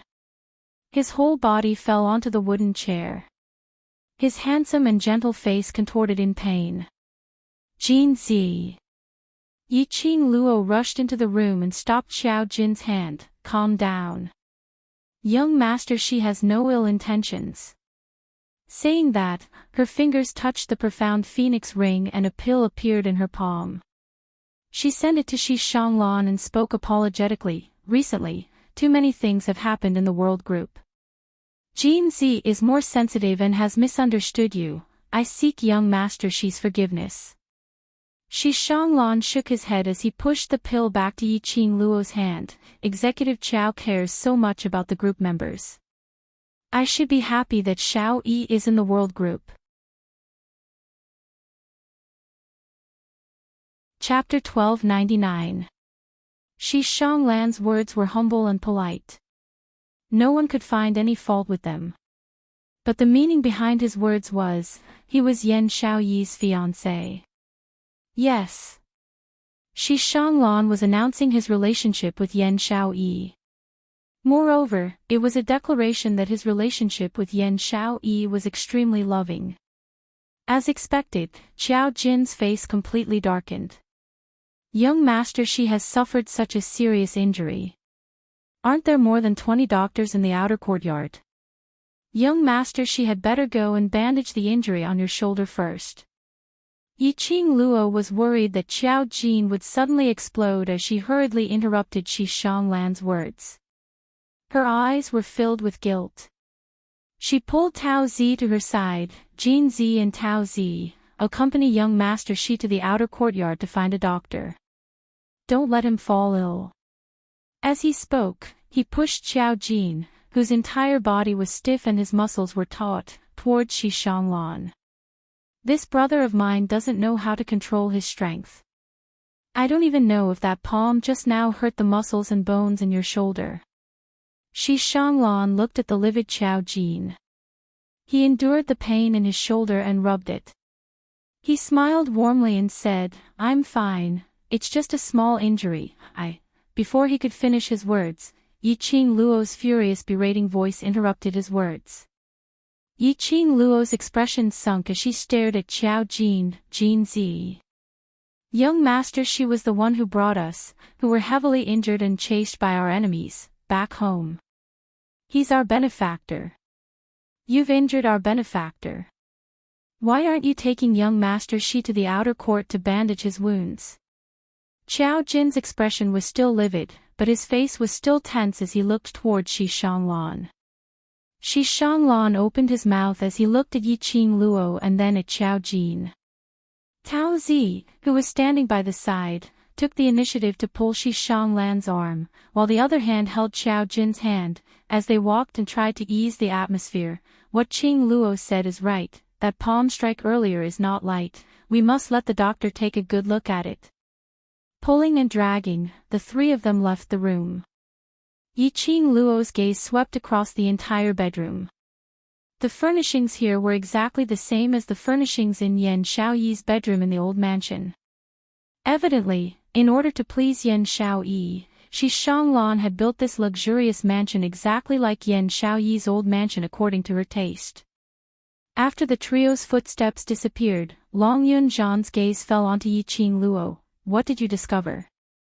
Yiqing Luo retracted her gaze from the surroundings as she slowly walked to the side of Yan Xiaoyi's bed, lowering her eyes as she gazed at the sleepy Yan Xiaoyi on the bed. Xiaoyi didn't fall asleep naturally. On her body, there are still remnants of the sleeping herb's scent. Yiqing Luo looked at the medicinal soup which had already cooled down. She picked up the medicinal soup and gently stirred it with a spoon. Soon after, she brought it to her nose and sniffed it. There's nothing wrong with this medicinal soup. However, there's the smell of medicinal herbs on Xiaoyi's body. This means that Xiaoyi has consumed sleeping herbs before. Long Yunzhan's expression froze. You mean, I have a guess. This was what Yiqing Luo had been guessing ever since she entered Yan Xiaoyi's room. She paused and her gaze collided with Dmo Xian. Dmo Xian caressed her fine black hair. There are no spies in the surroundings. Yiqing Luo was assured as she squinted her eyes and spoke calmly. Shi Shanglan brought us to the Shi family's mansion at this juncture. Although this is just a mansion in Three Springs City, but it still belongs to the Shi family. Chapter 1300. Just standing outside Yan Xiaoyi's room door, Yiqing Luo sensed something strange. But after smelling the sleeping herb on Yan Xiaoyi, Yiqing Luo felt strange. Shi Shanglan used a sleeping herb to make Xiaoyi fall into a deep sleep. His goal was to let us see how devoted and affectionate he was towards Xiaoyi. Initially, Yiqing Luo felt strange when she saw the half-open door. Especially when he saw that Shi Shanglan was the only one in the house, he felt even more strange. If Shi Shanglan specially came to feed Yan Xiaoyi medicine, he could totally close the door. Of course, if he was worried that a single man and woman would attract criticism, he could totally leave them alone. But Yan Xiaoyi's door was half open. It seemed to be half hidden. On the contrary, it seemed somewhat deliberate. He made Yan Xiaoyi fall into a deep sleep and specially let them hear his confession and deep feelings for Yan Xiaoyi. Yiqing Zhen had no other way and didn't want to think about it in another direction. This was the reason why Yiqing Luo specially sent Xiao Jin away. Otherwise, based on Xiao Jin's personality, he would definitely attack directly when he knew that Shi Shanglan might be using Yan Xiaoyi. What is his motive for doing this? Long Yunzhan asked in a low voice. Yiqing Luo's charming eyes lifted up slightly as she met Long Yunzhan's eyes, as she said word by word, gain our trust, and from there cooperate with the World Mercenary Group. Or, he wants to use Xiaoyi to inquire about the whereabouts of the divine equipment. She, Yiqing Luo, Three Springs Sect's young matriarch, the World Mercenary Group's vice group leader. The news of him possessing a divine artifact had spread throughout the entire Nirvana realm. There were millions of people who wanted to get their hands on the divine artifact. As long as there was a chance to snatch the god artifact from her hands, he would definitely grab it. Divine artifact, yes, if he could get close to Yan Xiaoyi and gain their trust. It would be a piece of cake to take away the divine relic from Yiqing Luo. Compared to the goal of cooperating with the World Mercenary Group, they were more inclined to do it for the artifact. When the World Mercenary Group was established, they had upgraded the Mercenary Group to a bronze plate at the fastest speed possible. However, their subsequent development was far too slow compared to other mercenary groups. It had been almost 3 months. The number of members in the World Mercenary Group had not even broken through 100 people. Moreover, after completing those 2 extremely difficult missions, there were only 20 or so team members, and they would take on some small, normal-level quests every few days. It was impossible for Shi Shanglan to go through so much trouble just to cooperate with World Connect. Of course, these are only my guesses. Don't tell Jean Z for now. Yiqing Luo took a look at Yen Xiaoyi, who was still in deep sleep. As for other matters, let nature take its course. She was referring to the matter between Qiao Jin and Yen Xiaoyi. Once the brothers can get out of bed, we will leave this place. In the evening, after dinner, Yiqing Luo let Zhao Bo and the rest go back to rest. Last night, no one had the chance to rest at all. Today, he had been busy taking care of his injured brothers. He should be tired from being so tense. Yiqing Luo's room was arranged next to Yen Xiaoyi's. Yiqing Luo and Dmo Xian had just walked into the courtyard when they heard a sharp voice shouting from outside, "You bunch of dog slaves! You even dare to stop me? Do you know who I am? Get out of my way!" After that, a few crisp slapping sounds could be heard. Shi Shanglan's expression instantly darkened. He frowned slightly and a tinge of helplessness appeared in his gentle eyes. Chapter 1301. Shi Shanglan was startled. He waved his hands and said, "Miss Yi, please don't misunderstand. I don't have any relationship with that lady.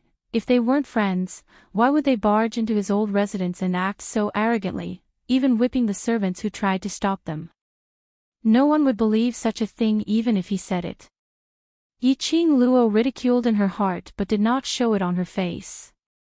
She only smiled and nodded at him, then pulled Dmo Xian towards her own room. The footsteps behind him had already reached the courtyard. When she saw Shi Shanglan, the woman's furious voice could already be heard. "Shi Shanglan! Where is that little bitch? Young Miss Yen." After hearing the woman's words, Shi Shanglan's expression darkened and he frowned slightly. Isn't Miss Yan's action a little too unbecoming? Demeanor. The woman sneered and pushed Shi Shanglan's chest harshly. "You are a man, yet you brought my sister into your mansion.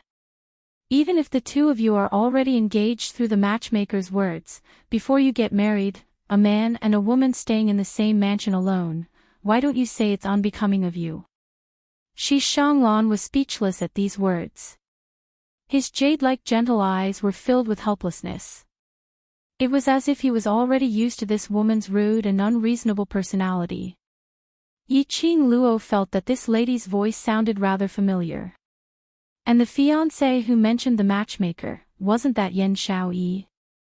Puzzled, she glanced sideways at the woman. Coincidentally, his gaze met the woman's. The young lady's gaze went past Shi Shanglan, and when she saw Yiqing Luo who was walking into the house, her face instantly turned pale like a piece of paper. Yiqing Luo. Why are you here? That woman was none other than a stranger. It was the eldest daughter of the Yen family, Yen Xiaoyi's elder sister from the same father and mother, Yen Zhenfei. When Yen Zhenfei saw that Yiqing Luo was also in the Shi family's mansion, she was completely stunned. Towards Yiqing Luo, she hated her from the bottom of her heart and feared her from the bottom of her heart.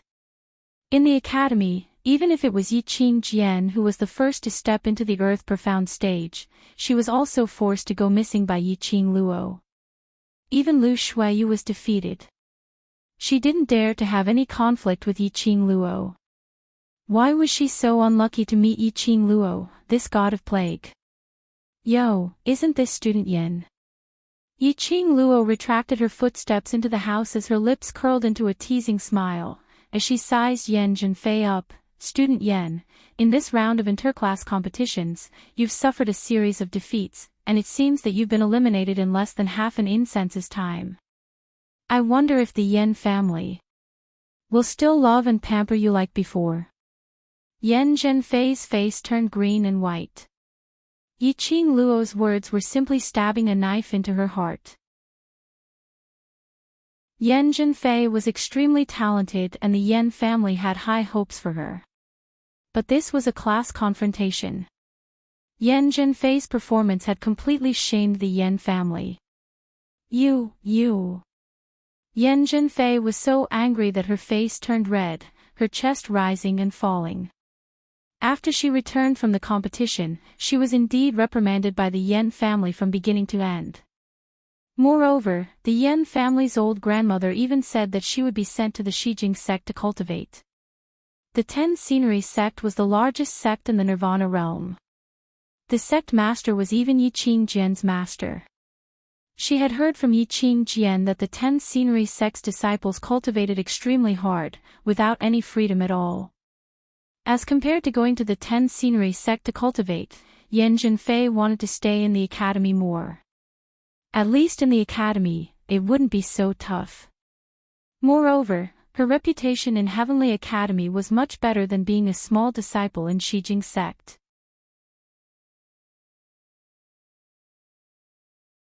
Chapter 1302. Yiqing Luo glanced at her with a smile that didn't look like a smile. That gaze, that smile. It was as if he was mocking her cheap pride. As though the pride that he was putting up had long been seen through by Yiqing Luo. Yan Zhenfei's face became redder and redder, mixed with a greenish-black color. Whatever you do in the Yen family has nothing to do with me. Yiqing Luo's lips twitched as she turned around and walked towards the room beside her. Yan Zhenfei froze in place. She hated Yiqing Luo. But he also feared Yiqing Luo. At this moment, she could only allow Yiqing Luo to humiliate her. She didn't dare to retort, nor did she dare to vent her anger on Yiqing Luo. He watched helplessly as Yiqing Luo walked into the room. Yan Zhenfei's fists were clenched tightly, her body trembling slightly. Shi Shanglan, who was standing at the side, remained silent. His gaze moved back and forth between Yiqing Luo and Yan Zhenfei. Seeing that Yiqing Luo didn't stop at all as she dragged Dmo Xian back to the room, she smiled towards Yan Zhenfei. Zhenfei, Xiao Yi has just taken her medicine and is preparing to rest. Let's go to the front hall. With that, he walked in front and led the way for Yan Zhenfei. But Yan Zhenfei did not move. Her gaze, from Yiqing Luo's room, looked towards the room next door. A hint of ruthlessness shot out from the bottom of her eyes. That little slut is in this room. Shi Shanglan hurriedly walked to Yan Zhenfei's side and blocked her view. Zhenfei, let me repeat it again. Xiao Yi is my fiancée and also your sister. If I hear you call me a slut again, don't blame me for disregarding the relationship between our two families. His voice was solemn, and his face was devoid of its usual warmth. Yan Zhenfei was frightened by his gaze. She staggered a few steps back and bit her red lips. Shi Shanglan, is there something wrong with your eyes? How did you fall in love with that bitch? Before he could finish his sentence. However, when she saw Shi Shanglan's increasingly serious expression, she held back her words. She's trash with a low mystic class. Trash who couldn't even break through to the Yellow Xian realm. What good can she do for you if you defend her? Yan Zhenfei really did not understand. Why would Shi Shanglan agree to this marriage? After seeing Yan Xiao Yi once, he couldn't forget her. If Yan Xiao Yi and Shi Shanglan really got married, the Shi family became Yan Xiao Yi's backing. Then it wouldn't be so easy for her to deal with Yan Xiao Yi in future. It might also affect her position in the Yan family. No matter what, she would never let Yan Xiao Yi and Shi Shanglan get married. He would definitely not allow Yan Xiao Yi to have a single good day. I love her. I don't need any benefits.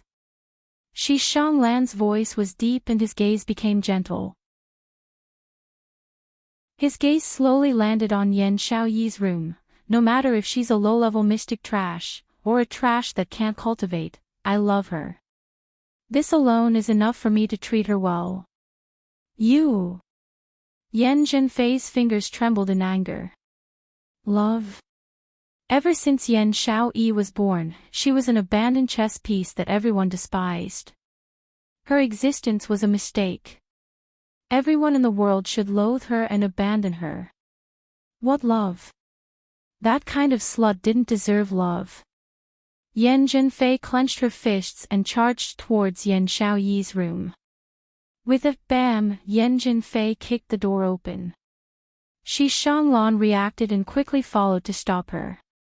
Yan Zhenfei charged into the room and saw a woman sitting against the bed with a mocking smile, looking at her coldly. That gaze was as cold as ice. Chapter 1303.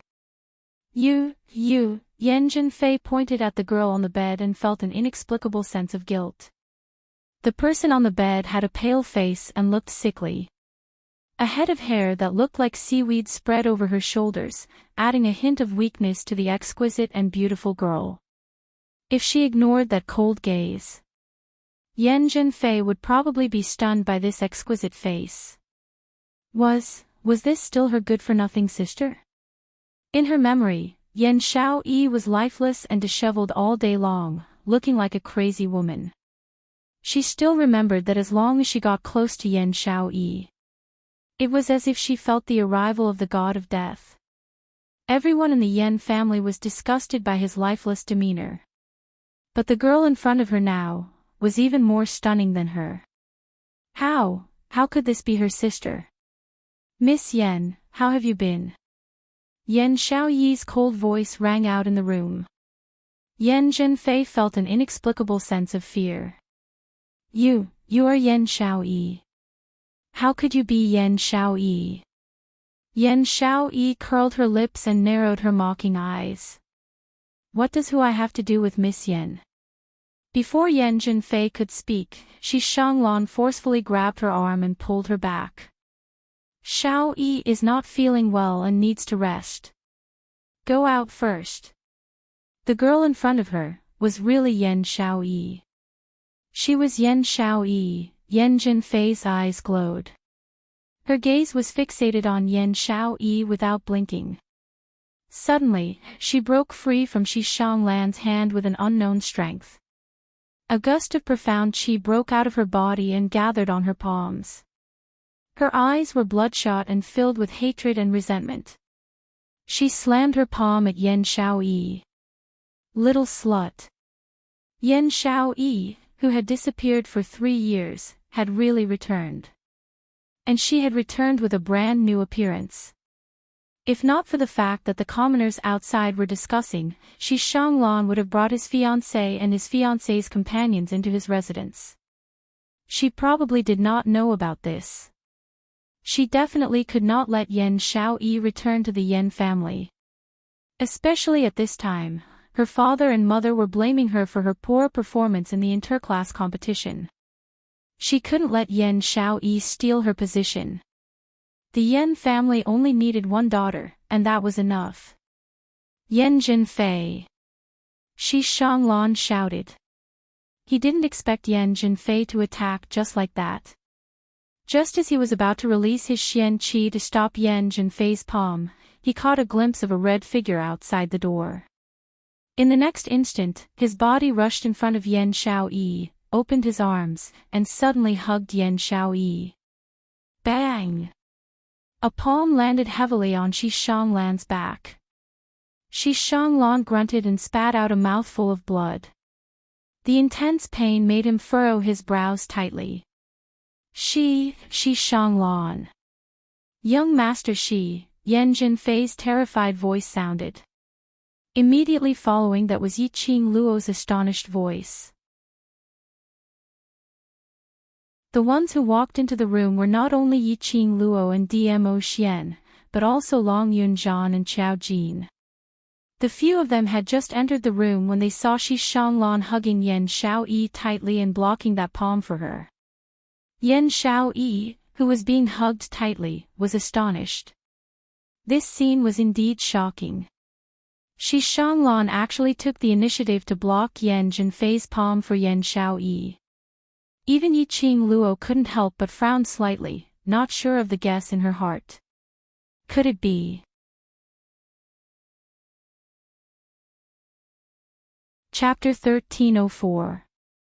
I didn't do it on purpose. Yan Zhenfei was frightened by this scene. She trembled and retreated. The person I wanted to hit was that slut. You suddenly charged at me, it had nothing to do with me. If the Yen clan found out that she had injured Shi Shanglan, the consequences were unthinkable. She would definitely be forcefully sent to the Shijing sect by her grandmother. Pa! The crisp sound of a slap resounded throughout the room. Yen Jinfei felt a burning pain on her face and a metallic taste in her throat. A trace of blood seeped out from the corner of his mouth. The next moment, she was pushed against the corner of the wall. A cold blade was pressed against her face. Student Yen, if I hear another word that insults my companion from your mouth, I'll make you speechless for the rest of your life. Yiqing Luo's icy cold voice sounded like an Azura from hell. Her hand moved a little. The sharp blade cut Yen Jinfei's neck. This is outside the courtyard. If one is not careful, then it can only be treated as an accident, don't you think? Right? Yiqing Luo finished smiling. But Jinfei didn't see any hint of a smile from Yiqing Luo's long and narrow eyes. You dare. Yen Jinfei's voice quivered as she stared at Yiqing Luo in terror. After digesting what Yiqing Luo said earlier, her expression congealed. What did you say? She's your companion. Yen Xiaoyi was Yiqing Luo's companion. Could it be that Yen Xiaoyi was also a member of the World Mercenary Group? A member of the World Mercenary Group? What did this mean? That meant, Yen Xiaoyi was no longer a wastrel. She had also heard of the World Mercenary Group's matters. But, didn't the rumors say that? The members of the World Mercenary Group were all disciples of the Emperor Palace. That was why they were able to complete high-level missions that even a gold medal mercenary group might not be able to complete. Was that why he was invincible and became a legend in the mercenary world? How could Yen Xiaoyi have the qualifications to enter the World Mercenary Group? Yiqing Luo could tell what Yen Jinfei was thinking about with just one look. She curled her lips and looked into Yen Jinfei's eyes, saying word by word, she is my Devil Class's class committee president, and also the executive group leader of the World Mercenary Group, so of course she is my companion. Devil Class, executive leader. Yen Jinfei was dumbfounded. She stared at Yen Xiaoyi in disbelief, unable to believe what she had just heard. How could this be? How could Yen Xiaoyi be a student of the Devil Class? How could she possibly join the World Mercenary Group? And he's the executive leader of the World Mercenary Group. Executive leader. That was a position second only to the deputy leader. To be able to hold such a high position in the World Mercenary Group, it meant that Yen Xiaoyi's ability was sufficient to lead a mercenary group. No, impossible. She's trash that can't even break through to the yellow mystic realm. Yen Jinfei's heart was filled with fear as she muttered and shook her head. Muttering softly, Yen Jinfei's mind suddenly cleared. An image appeared in his mind, in the Heavenly Academy's Heavenly Training Forest. He had once encountered an intruder. She still remembered that at that time, there was a ghostly voice that kept chasing after her. That voice kept telling her, your opponent is me. At that time, she felt that the voice was extremely familiar. It was extremely similar to Yen Xiaoyi's voice. However, his swift and fierce movements had dispelled her conjecture. But now, she was not entirely sure.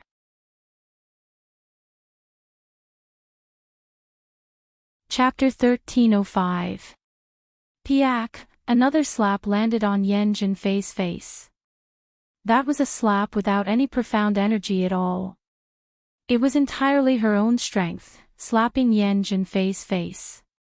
Yen Jinfei's cheeks were swollen from the slap.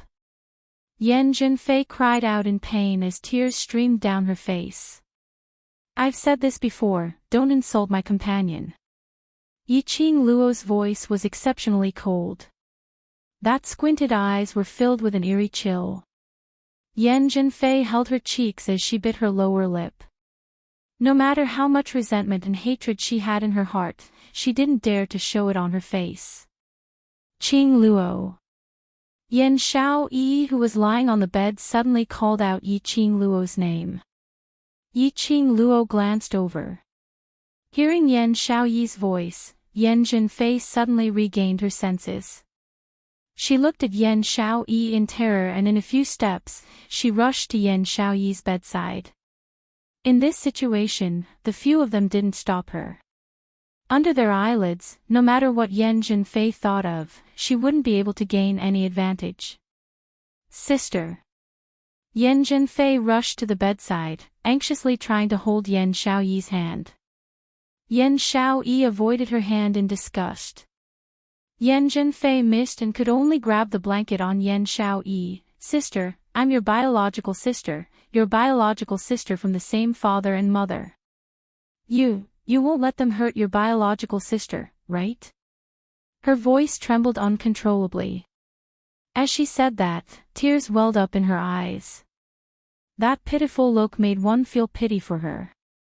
But the few of them present didn't have any good impression of Yan Zhenfei. Yan Zhenfei's look, in their eyes, was just a joke. Yi Qing Luo leaned into Dmo Xian's arms as she crossed her arms, staring at them without blinking.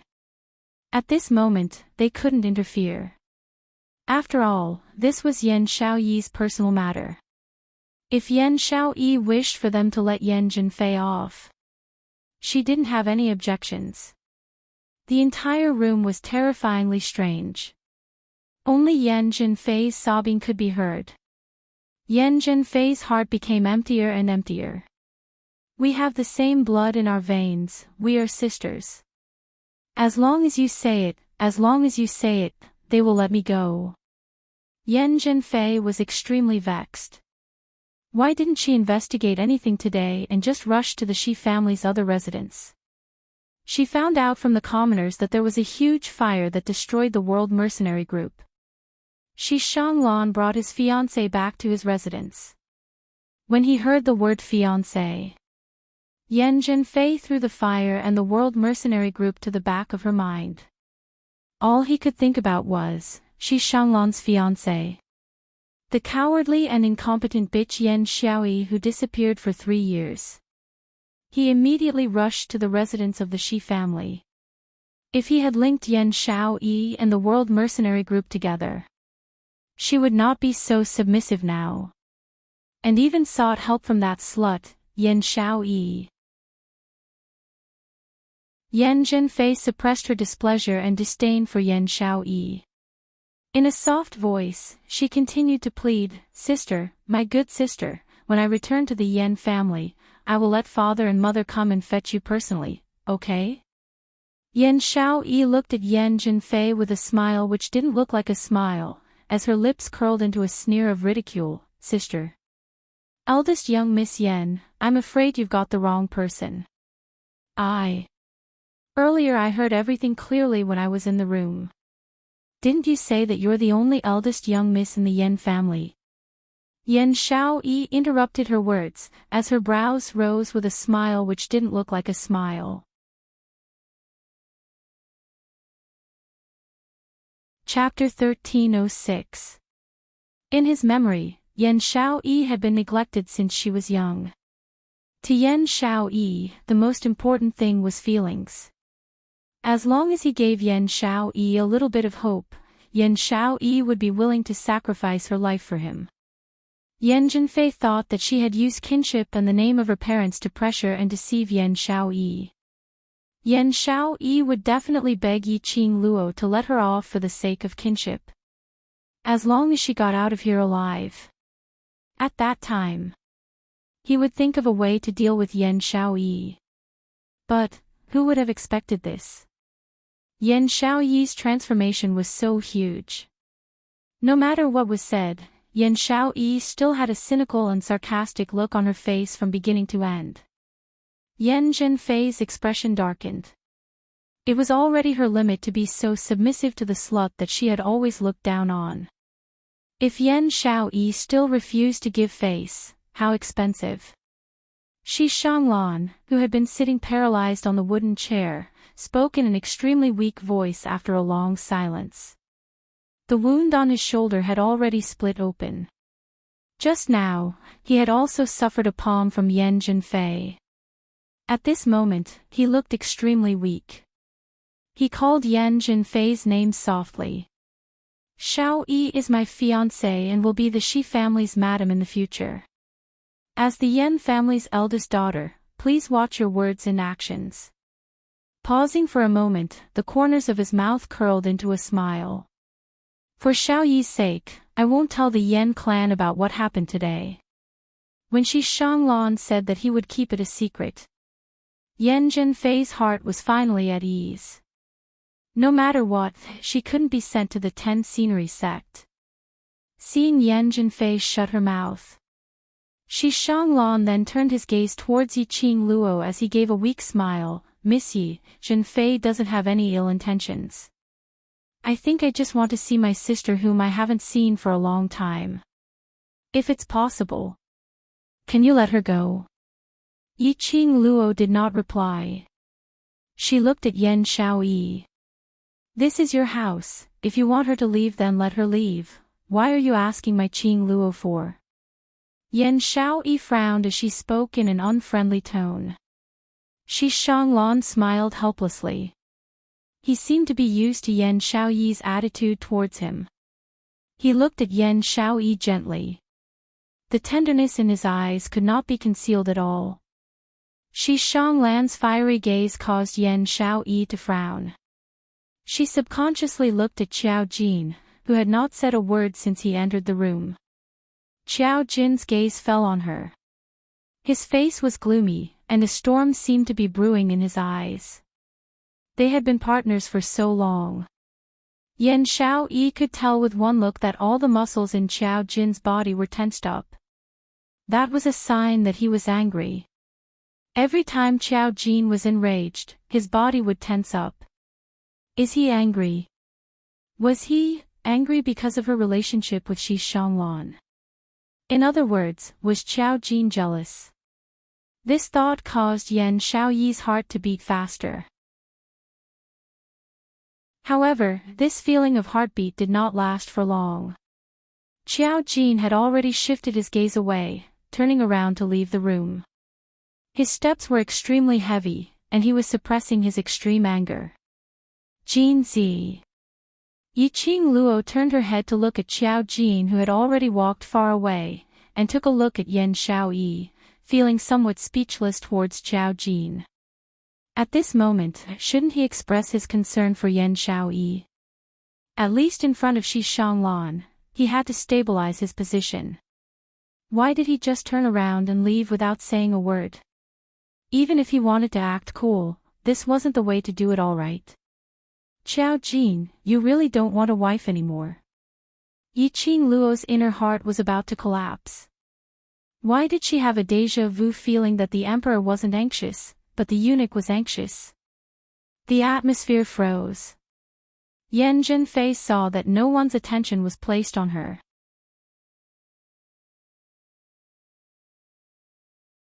Chapter 1307. Yiqing Luo and the others saw with their own eyes. Yan Zhenfei thought that no one had discovered her as she slipped away silently. He didn't try to stop them. After all, this was Shi Shanglan's residence. Yiqing Luo and the others were staying here temporarily because their old residence was burnt down. Of course, he wouldn't do something as stupid as killing Yan Zhenfei in Shi Shanglan's territory. Furthermore, Shi Shanglan had already spoken up for Yan Zhenfei. If they still didn't give up, wouldn't that be slapping Shi Shanglan's face? Xiao Yi, you've just drunk your medicine. Have a good rest first. We'll talk about other things tomorrow. Shi Shanglan smiled warmly at Yan Xiaoyi. Because of Qiao Jin's inexplicable departure, Yan Xiaoyi's heart was uneasy. Hearing Shi Shanglan's words, he only responded indifferently. The smile on Shi Shanglan's face dimmed. But soon, a warm smile appeared on his face. Her jade-like eyes were filled with tenderness. I'll help you lie down. Don't think too much. Even if the Yen family's patriarch and madam really come, I won't let them take you back. He endured the wounds on his body, walked over, and gently helped Yen Xiaoyi up. Yen Xiaoyi's brows creased even tighter as she stared at his shoulder, which was already soaked in blood, as she said coldly, "Take care of yourself first. I have Qing Luo to take care of, so I don't need your concern." This man, he was clearly injured. Why did he have to use his own body to block Yen Zhenfei's palm for her? With his strength. As long as he used his Xian Qi, he would be able to resist it easily. "Xiaoyi, are you worried about me?" Shi Shanglan's eyes lit up and the corners of his mouth curled into a smile that was as warm as spring. He was overjoyed at this moment. Even Yi Qing Luo was unable to see through any disguise. It was like joy that came from the bottom of his heart. Because of Yen Xiaoyi's concern for him, Shi Shanglan felt extremely flattered. Even his words seemed to be stammering due to his agitation. Don't worry about me. This small injury is nothing. Rest well. I'll be fine when I see you recover." Yen Xiaoyi's frown deepened. She was worried about Shi Shanglan. After all, Shi Shanglan was injured because of her. However, it was obvious that Shi Shanglan had misunderstood her. He wanted to explain, but he didn't know where to start.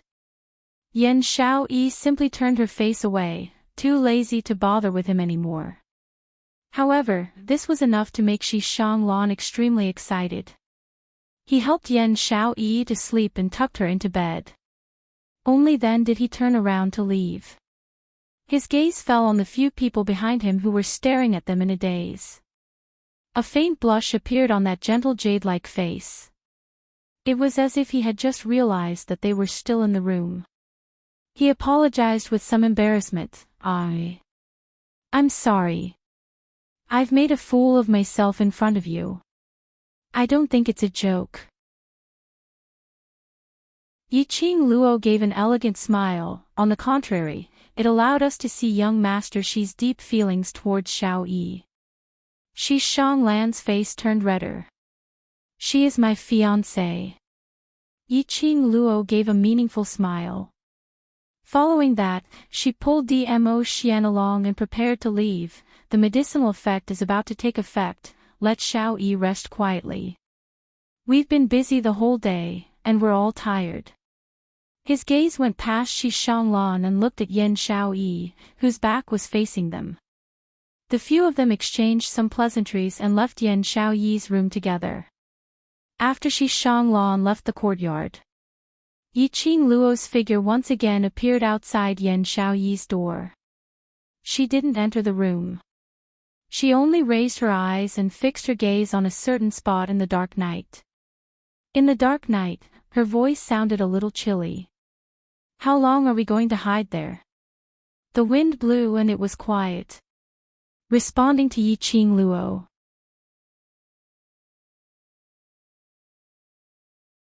Chapter 1308. Yi Qing Luo raised her brows as her lips curled up in ridicule, not willing to come out. "Do you feel ashamed to face Xiaoyi, or are you deeply aware that you are inferior to young Master Shi?" In the dark, rustling sounds could be heard, appearing somewhat messy.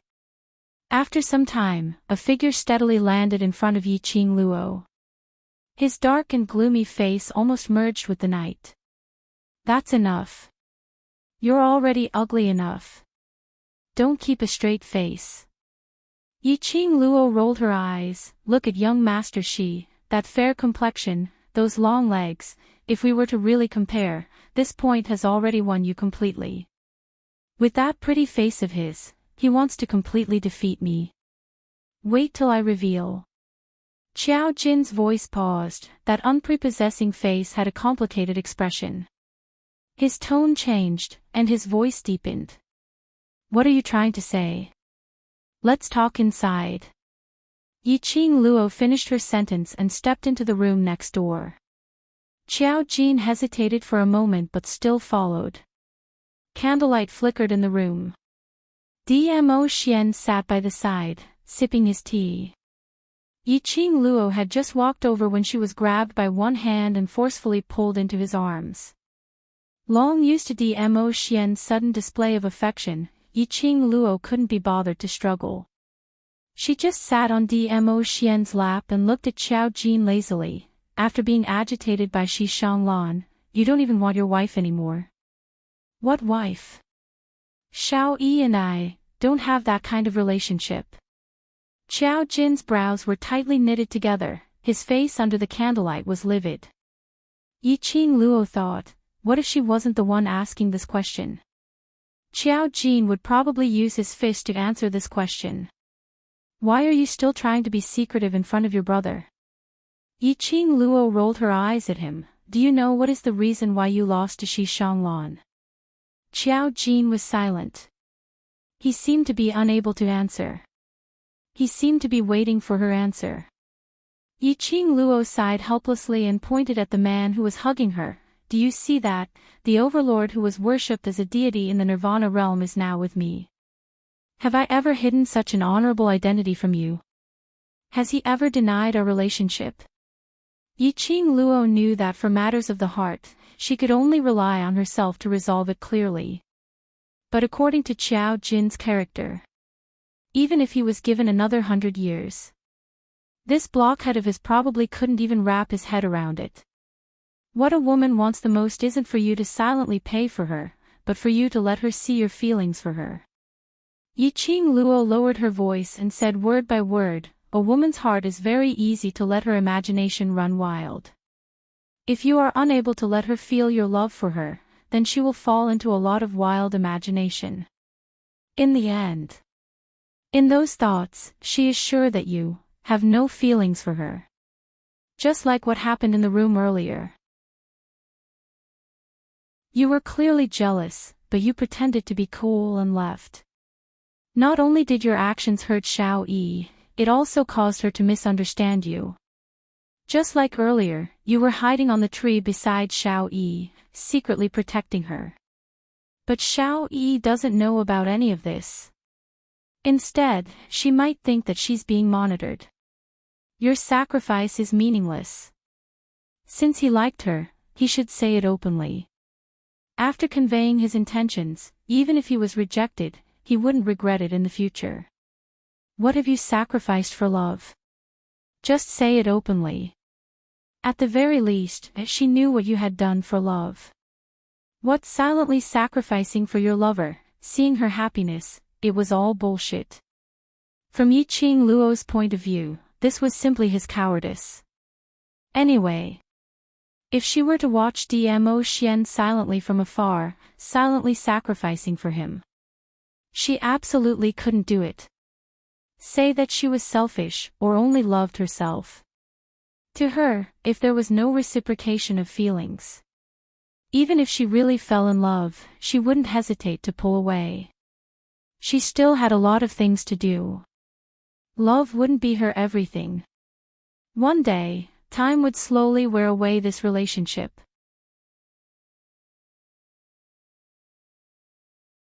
Chapter 1309. Xiao Jin's eyes widened as he stared blankly at Yiqing Luo. As though he had not expected Yiqing Luo to say such words. Jinzi, I'm only saying this to you because we're friends. Yiqing Luo's gaze was solemn and her tone was solemn.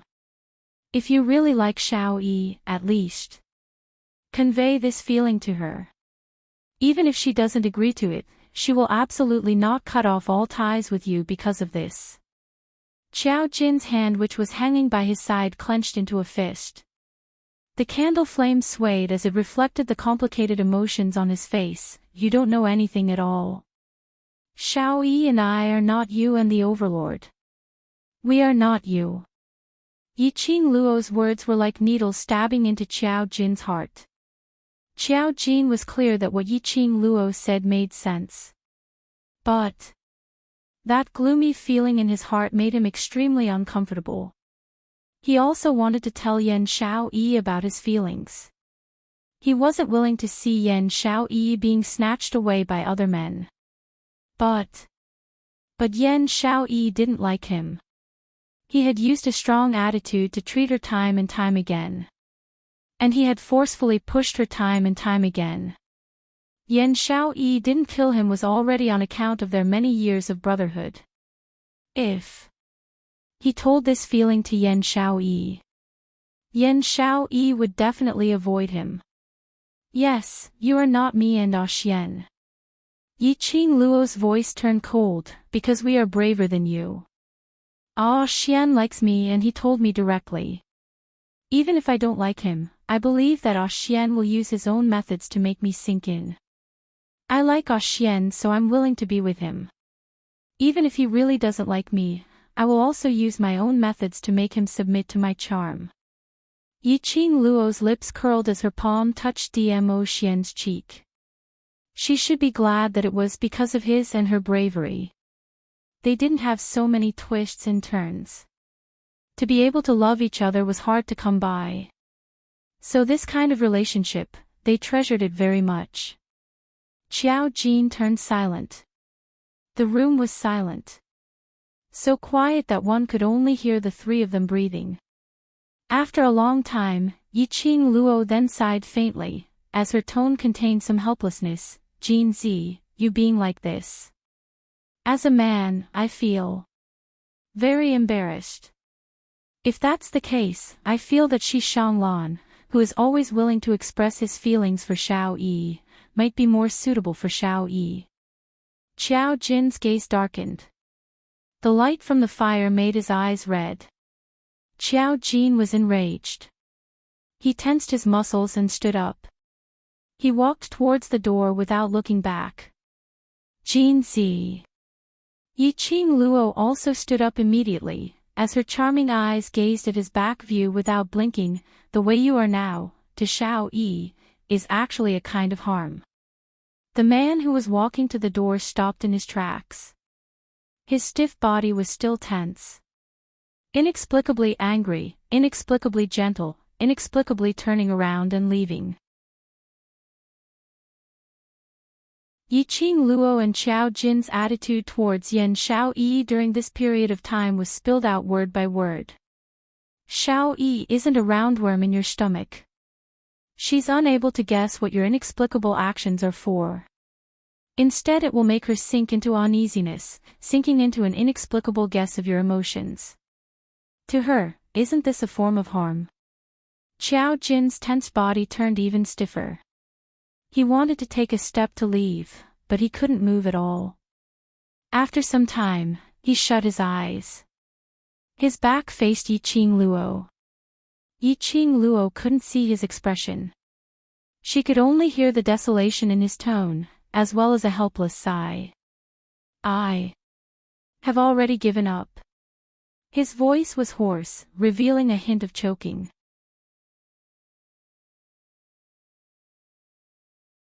Chapter 13:10. Yiqing Luo was slightly stunned as her slender brows creased tightly. What do you mean? When I saw Shi Shanglan use his body to block Yan Jinfei's palm for Xiao Yi, Xiao Jin's tightly shut eyes felt a little sour. That scene kept replaying in his mind. If he didn't really love Yan Xiaoyi, why would Shi Shanglan disregard his own body and forcefully block that palm? Because of that palm strike, so you want to give up? Yiqing Luo's voice was extremely calm. It's not just because of that palm strike. I can see that Shi Shanglan treats Xiao Yi really well. If Xiao Yi is with him, she will definitely be happier. Xiao Jin laughed. However, his laughter was unable to conceal his sorrow. Xiao Yi did not seem to hate Shi Shanglan. The Yan family was also extremely satisfied with Shi Shanglan as their son-in-law. If he forcefully interfered in Xiao Yi's life, it was completely destroying Xiao Yi's current happiness. He couldn't be that selfish. Yiqing Luo looked at his back as her voice grew calmer. Then, give up. Xiao Jin's attitude was very clear. Even if she continued to persuade him, it would be useless. If this was what Xiao Jin wanted, then it would be best for him to give up.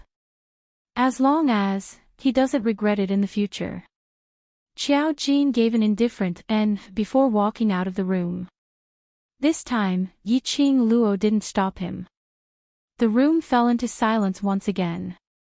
Behind her, a pair of strong arms circled around her waist. A scorching hot chest pressed against her back. The elegant scent of sandalwood seeped into his nose. The vexation in her heart gradually dissipated under the man's elegant aura. This is the path he chose, you don't have to feel guilty. The man's low and hoarse voice sounded in her ears. Yiqing Luo turned around and her little hand circled around his waist. She obediently leaned her head against his chest. That's Shi Shanglan. I'm still worried. I've already asked Win to investigate. Dmo Xian's eyes congealed. He had the same thinking as Yiqing Luo. They were all suspicious of Shi Shanglan's motives. Even though she saw Shi Shanglan's deep feelings for Yan Xiaoyi. He personally saw Shi Shanglan disregard everything for Yan Xiaoyi. However, they still felt that Shi Shanglan was not as simple as he seemed. After all, it was for the divine artifact. Or did he have other motives? Or was it really for Yan Xiaoyi? All of this, when Ah Feng brought back the information from the investigation, there would be an answer. Ah Xian, thank you. Yiqing Luo raised her charming eyes as she gazed deeply at him, her little hand caressing his face. Luckily, we're not as silly as Jin Zi and Xiao Yi. Looking at them, the more I feel that my bravery back then was right. Dmo Xian closed her hand on his cheek, his shimmering peach blossom eyes overflowed with warmth. I should be glad to have met you. Yiqing Luo tiptoed, stretched out her hand and hooked his neck, kissing his thin lips. That was right, fortunately, their relationship could be smooth sailing. I hope they can keep walking like this. The next day, Yiqing Luo had just stood up when Dmo Xian's figure was no longer beside her. The toiletries were already prepared at the side. After washing up, Yiqing Luo walked out of the room. The sky was already bright. There were already a few maids in the courtyard. When they saw Yiqing Luo, they greeted her politely, Miss Yi. Yiqing Luo nodded as she saw Yan Xiaoyi's room door open. When he arrived at the door, he saw Shi Shanglan sitting by the bed and feeding medicine to Yan Xiaoyi.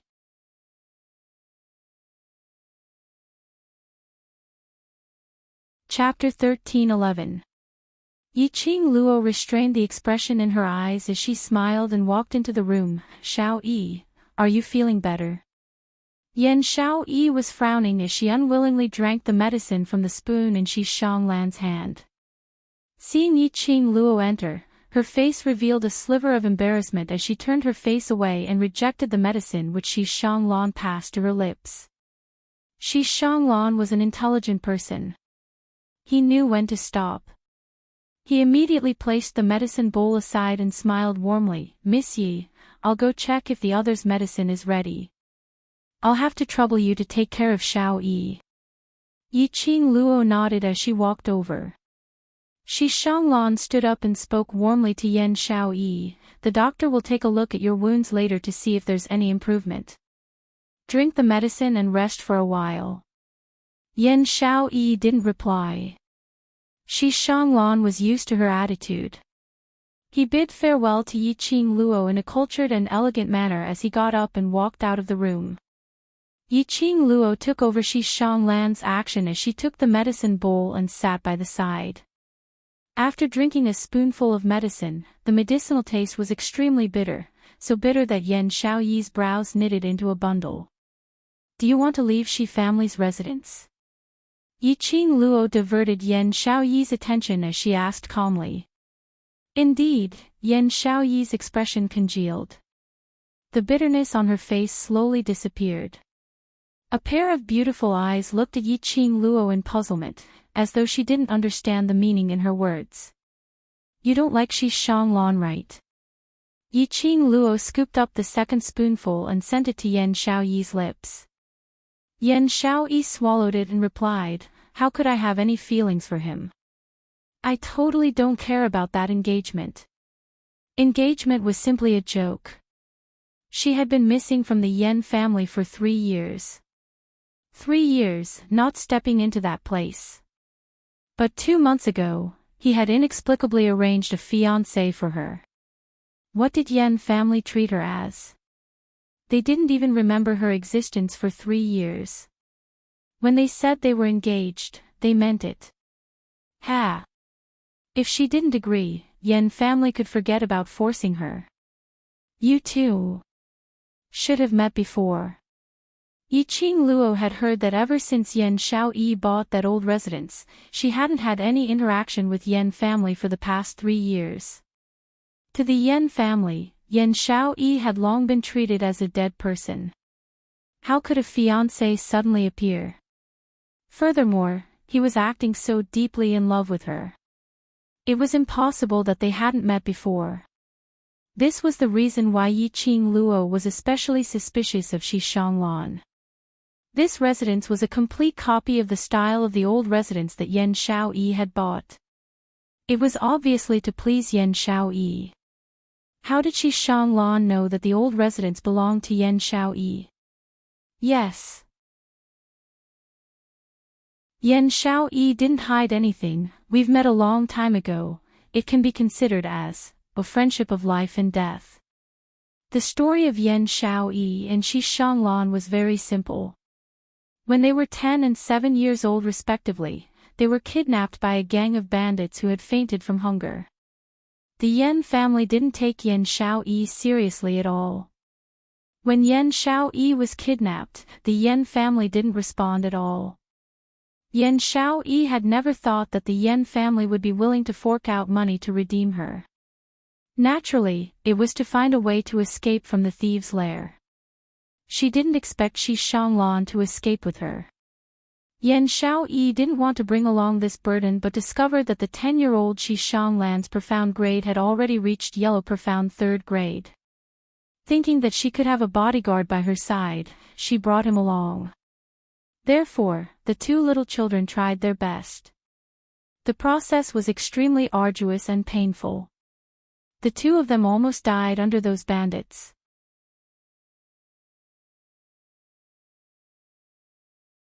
Chapter 13:12. After that, there was no contact. This story was indeed melodramatic. Which meant Shi Shanglan really liked Yan Xiaoyi. Just because the 2 of them had experienced life and death together when they were young. After that, "I only saw him once and that was 2 months ago," Yan Xiaoyi said as she finished the medicine. After escaping, she and Shi Shanglan had no contact. Yan family didn't care about Yan Xiaoyi. But Shi Shanglan was different.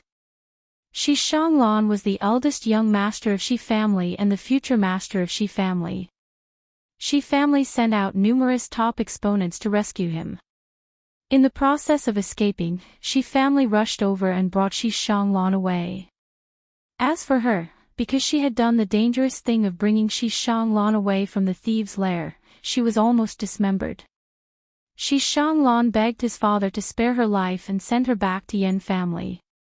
But when she was sent back to Yan family, he didn't forget to reprimand Yan Xiaoyi in front of Yan family's patriarch. During that period of time, Yan Xiaoyi's life wasn't easy. There were several times when she almost died under the Yan family's beatings. Hence, towards Shi family, Yan Xiaoyi didn't have any good impression.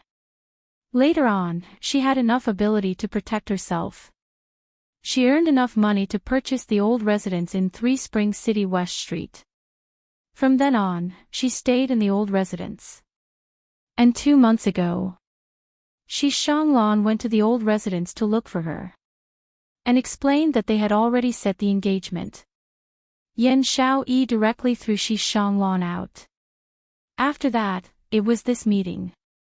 Yiqing Luo's expression sunk slightly when she heard that, which means, "Till today, you've only met twice." Yan Xiaoyi nodded. "Twice. Once 10 years old. Once 20 years old. With a gap of 10 years, the two families had set the engagement. And even made his own residence look the same as Yan Xiaoyi's old residence. Which meant Shi Shanglan had actually been silently observing Yan Xiaoyi. Cough. Why did Yiqing Luo feel that this had the feeling of an idiot? But after hearing this story, Yiqing Luo also started to suspect if her guess toward Shi Shanglan was too malicious. After all, the goals that she and Long Yunzhan had guessed became a joke after combining with this story. Because she and Yan Xiaoyi had only known each other for less than half a year. The World Mercenary Group had been established for about 3 months. If Shi Shanglan was here for the divine weapon or for some other purpose, the time did not match with the style of this residence's decoration. Qing Luo. Yan Xiaoyi leaned towards the head of the bed and suddenly called out softly. Yiqing Luo raised her eyes and looked at her in puzzlement. Yan Xiaoyi's gaze was unfocused as she stared ahead. The expression on her face faintly revealed a trace of desolation. You tell me, what is the feeling of truly liking someone? Yiqing Luo was stunned as she reacted. You want to ask about Jin Zi, right? Yan Xiaoyi's gaze suddenly trembled as it fixed onto Yiqing Luo. If it's Jin Zi or Shi Shanglan, who will you choose? Yiqing Luo asked with a smile. Yan Xiaoyi choked on the question. What kind of choice is this? It's not like the two of them, don't both like me. When she said the last few words, her voice lowered by quite a bit. If one didn't listen carefully, it was almost inaudible. It wasn't like both didn't like her. She was referring to Qiao Jin. These two people. They obviously liked each other, but they weren't willing to make it clear. This resulted in both of them doubting each other and not liking each other. Thinking of last night, Qiao Jin's choking voice and his desolate back view, Yiqing Luo felt a burst of melancholy.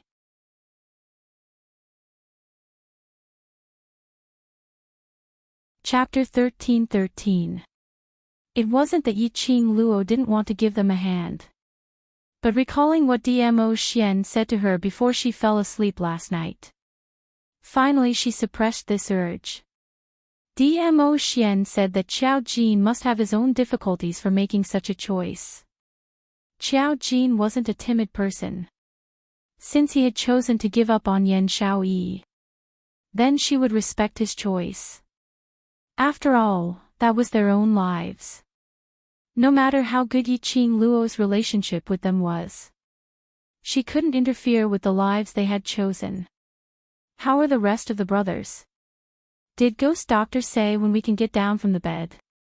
Yan Xiaoyi saw the atmosphere in the room stiffening and she didn't want to continue with the topic which made her heart ache, disturbing her mood, so she changed the topic. Yiqing Luo replied, "You're the one who suffered the most serious injury among the brothers. So you should be relieved." Yan Xiaoyi couldn't help but laughed and gave a dry cough. She was the one who suffered the most serious injury. Which meant, the rest of the brothers were all fine. Her heart, which was hanging in the air, was finally able to settle down. As for the time to get down from the bed, the other brothers need at least half a month. Yiqing Luo raised her brows. As for you, I'm afraid it will take a month. Yan Xiaoyi's smile froze as her expression changed. Then what about the 1-month training in Class of God? If they were to go to Class of God, they definitely couldn't let the other students go.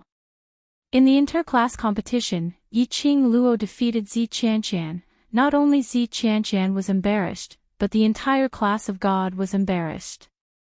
Heavenly Academy's students, who were known as Waste Class, and the top student in Class of God, Zi Qianqian, who was known as the #1 beauty, had a one-on-one competition.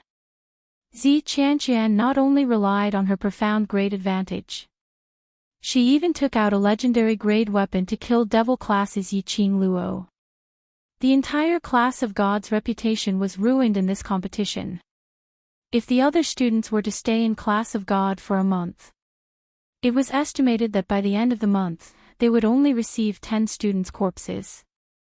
Because of this, Yiqing Luo decided to let Tong Ziqing, Kitty Li, and Bei Ming Lianqing stay in Devil class to temporarily take on the role of class monitor and class committee member. She would then choose 10 students whose ability and awareness were extremely strong to go to class of God for training. Yan Xiao Yi was one of them. The trip to the class of gods would take place in a few days. The students were all injured. How could they go to the class of gods? Just apply to the dean to postpone it. Don't forget.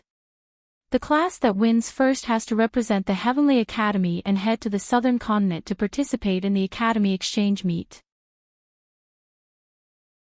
Yiqing Luo comforted him in a gentle voice, just put the time to go to the class of gods after the exchange meet.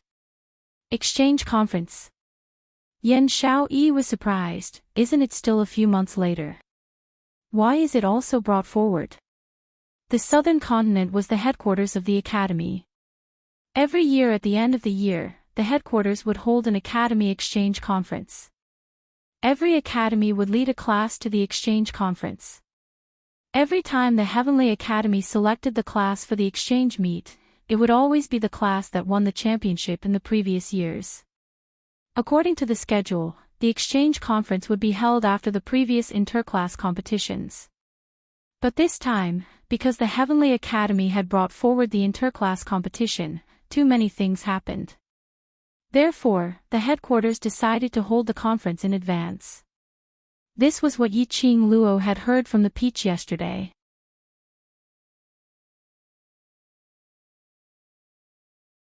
Chapter 13-14. On the second day of recuperating in Shi family, evening. The students' waste token sent a message to the Academy, gathering all the students to arrive at the Academy on time tomorrow morning.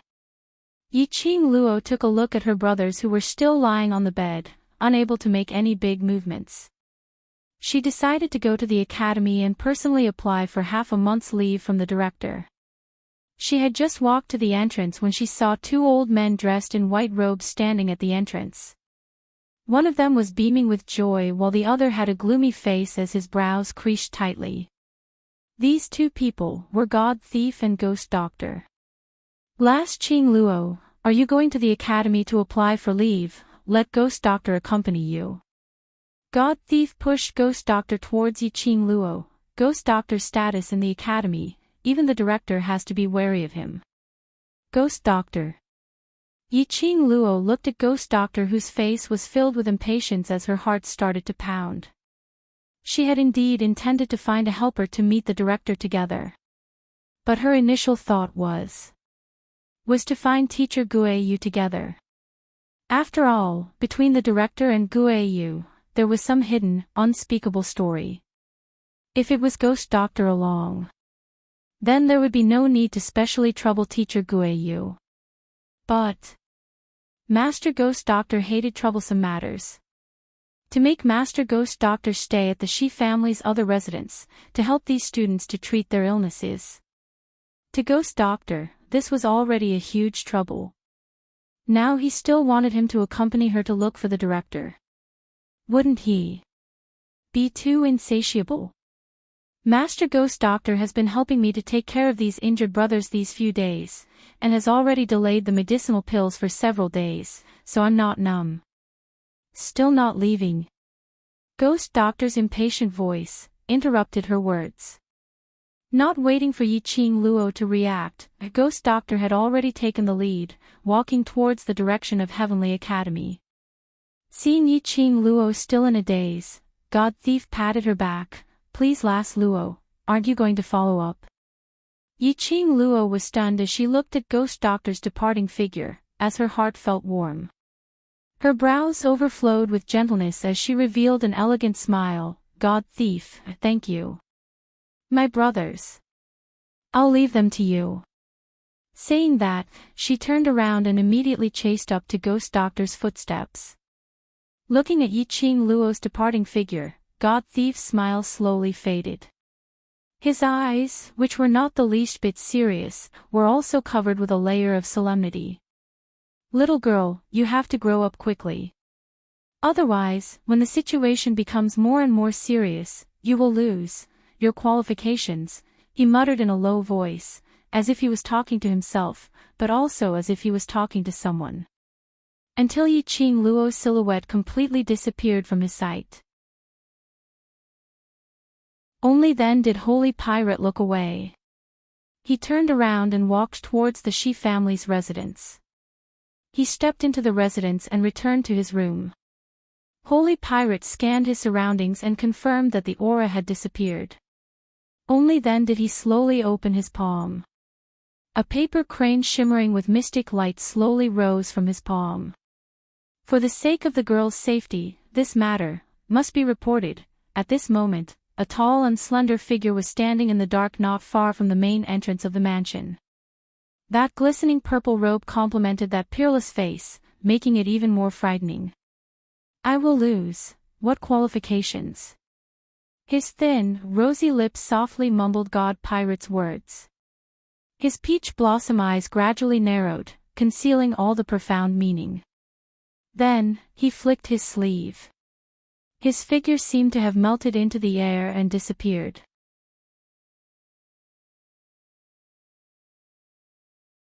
Chapter 13-15. The Entrance of the Heavenly Academy. Yi-Ching Luo looked at the pitch-black and tightly shut academy's main door as she halted her footsteps. There was no one in the Heavenly Academy and the entire academy was quiet. There wasn't even a guard at the door. Yi-Ching Luo's slender brows creased slightly as she stared at the pitch-black Heavenly Academy, inexplicably feeling it was like an extremely terrifying and gloomy ancient castle. She moved her feet and approached the academy. But the ghost doctor's hand pressed down on his shoulder. Come back, don't forget the academy's rules. Yi-Ching Luo had the Heavenly Academy's little booklet, so naturally she was clear about the rules. According to the rules of the academy, no student was allowed to approach the academy during the holidays. Otherwise, they would be punished and their class would be demoted. This punishment was extremely harsh.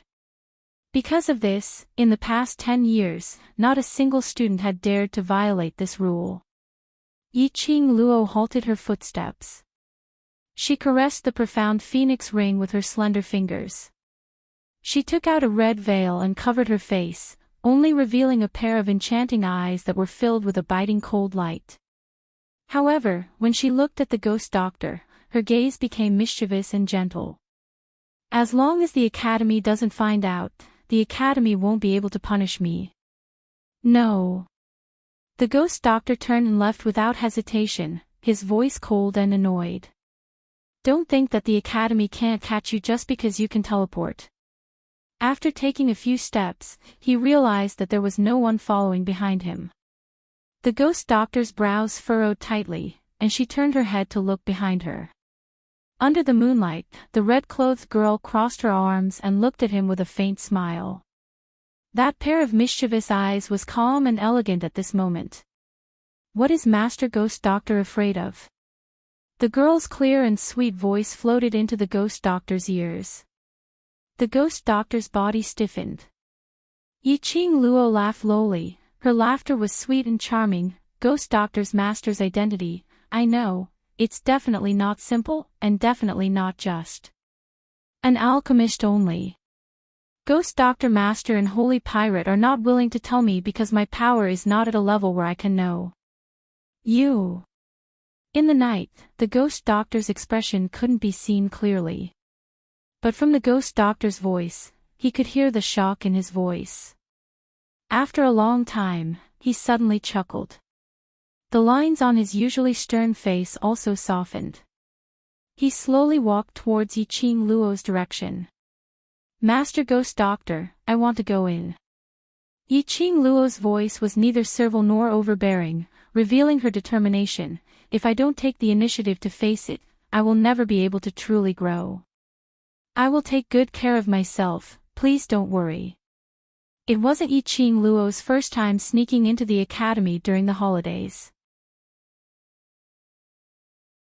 The last time he snuck in, he discovered that the dean had taken advantage of the holidays to spread the underground forces around the academy. It could be said, the Heavenly Academy was actually the hidden base of the dark forces in the Nirvana realm. This time, if he were to sneak into the academy during the holidays, perhaps, he would be able to make some important discoveries. Her teleportation secret art had already been trained to the 3rd level in the Azure Dew bracelet with Old Man Sang. If something really happened and he used the teleportation secret technique to escape, it was also a piece of cake. The ghost doctor met her unwavering gaze, and muttered to himself for a moment. His expression had already reverted to his usual impatience. All right, I'll accompany you in. A bright smile blossomed on the young girl's face. She spread open her arms and wrapped them around the ghost doctor, hugging him and flattering him with incomparable joy. Long live Master Ghost Doctor, I love Master Ghost Doctor the most. This lass. Her face changed really quickly. The ghost doctor sighed helplessly.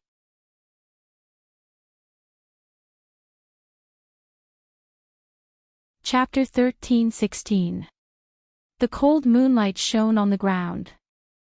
Yiqing Luo's agile figure shuttled through the academy. Her footsteps were swift like the wind, totally unable to catch a trace of her. The academy was quiet.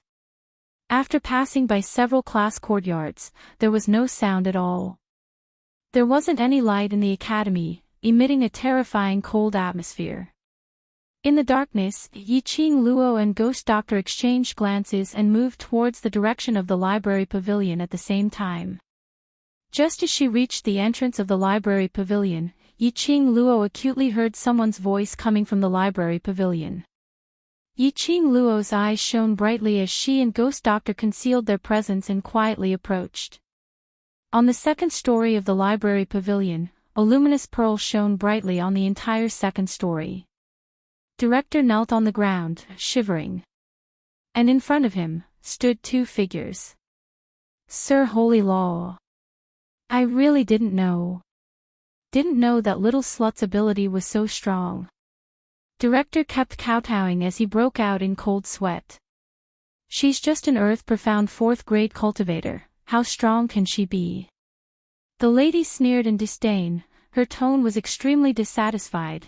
From what I see, you obviously want that little slut to win the championship. Director trembled even more. Guardian who? I'm loyal to his lordship, absolutely don't dare to have any disloyalty, and will not have any disloyalty. Then tell me, how are you going to explain to his lordship, that little slut won Shangguan Lu Li's blood oath? The lady walked closer to Director. Under the luminous pearl, that exquisite and beautiful face, was covered with a thick viciousness. This face. Wasn't it Yiqing Qian? I don't know. Director didn't dare to look at Yiqing Qian. I have already increased the difficulty, and cooperated with Guardian and Lord Holy Law's request. To make Yiqing Luo lose in the competition, but...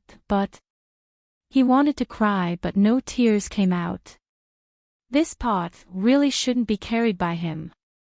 Right from the start, he had set so many traps, to prevent Yiqing Luo from participating in the competition. And in the competition, every round of the competition, he had cooperated with this guardian whose request. Finally losing the competition. That was also because Shangguan Luli was useless.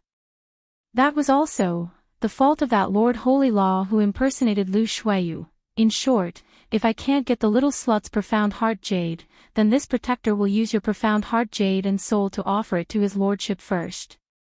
Yiqing Qian's cold eyes swept over as she flicked her sleeves. Wolf Xingfa hugged her slender waist tightly from the side. All right, don't get angry and ruin your pretty little face. Yiqing Qian obediently leaned into Wolf Saint Art's arms, her gaze suddenly turned foxy. I'm worried for Wolf Saint Art. If his lordship were to blame you, I'll feel heartache.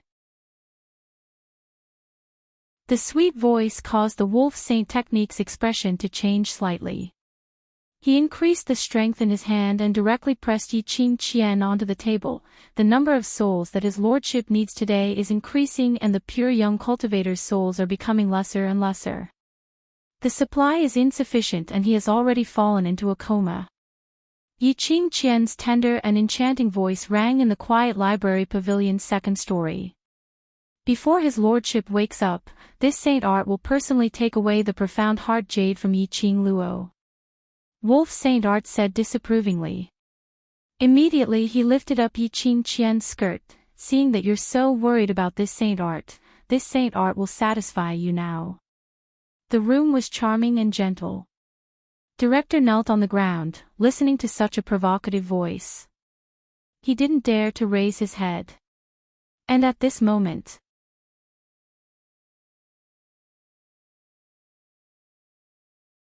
Chapter 13-17. Cough. These two people. Ghost Doctor was after all an old man. Standing with a young lady at the entrance, he heard the sounds of this scene. It was simply too awkward. Pooey. Yi Qing Luo spat out a soft sound. Only her lips breathed out, without any sound at all. But borrowing the light from the second story's luminous pearl, Ghost Doctor could clearly see Yi Qing Luo's lips. She said word by word, "Who are they?" These two people are obviously livestock, ready to estrus anytime, mating anywhere. The Ghost Doctor's expression, which had been cold all along, changed slightly. All right, he admitted that there were two livestock inside. Hearing Yi Qing Qian's coquettish voice, Yi Qing Luo's eyes revealed a chilly intent. Her lips curled, a cold and treacherous smile blossomed on her lips. Yi Qing Qian. She had not expected to see Yi Qing Qian at this moment. She had intended to wait for her brother's injuries to recover before she took the initiative to look for Yi Qing Qian. Now that she saw, how could she let go of such a good opportunity? West Lawn Public Square's mountainside, revenge for attacking her brothers. Taking the opportunity when she wasn't around, setting fire to the World Group's old residence, attempting to take revenge for killing her brothers. New hatred and old hatred. She would make Yi Qing Qian pay back 100 times. The iciness in her eyes was like a bone-cutting knife. Ghost Doctor who was beside her also sensed this anger. He frowned as he stretched out his hand to hold Yi Qing Luo's arm, indicating for her to restrain her presence. Generally speaking, a cultivator's perceptive ability was much stronger than ordinary people. If someone was staring at them, cultivators would discover it at the first instance. However, the two people in the room were still in the midst of making love, enjoying themselves. They totally didn't notice the commotion outside the door. As for the director who was kneeling on the ground with a complicated feeling, he had already wandered off somewhere and didn't notice anything. After Ghost Doctor's reminder, Yi Qing Luo then realized that her arrogance was too insolent. She immediately restrained the anger in her eyes as she pursed her lips. If it was in the past, she would never show her emotions on her face. Even if she met her eyes, if she didn't want to, no one would be able to find out her thoughts from her eyes. But now it was different. Because of her concern for her brothers. When he saw Yi Qing Qian, the fury and hatred in his heart surged up. Her fair little hand was pressed against her chest. The anger that was burning in this place was still boiling. She closed her eyes and suppressed this irrepressible urge. Calm down, I need to calm down, even if he wanted revenge. He could not be so impulsive. At this moment, Wolf Saint Technique and Yi Qing Qian had already ended their battle. The two of them panted heavily, mixed in with Yi Qing Qian's tender panting, praising the Wolf Saint method to be awesome. You're still here. Wolf Xingfa seemed to have just realized that the dean was still kneeling at the side. His face darkened. Do you want me to dig your eyes out? The dean trembled in fear. I didn't see anything. I've been waiting for Lord Saint Technique to give me the next task, the wolf's sacred technique still wanted to say something, but his chest was caressed by a soft and boneless little hand. Lord's sacred technique, why bother with him? Who is your woman? I don't think he has the guts to look. This touch made the wolf saint technique feel something again.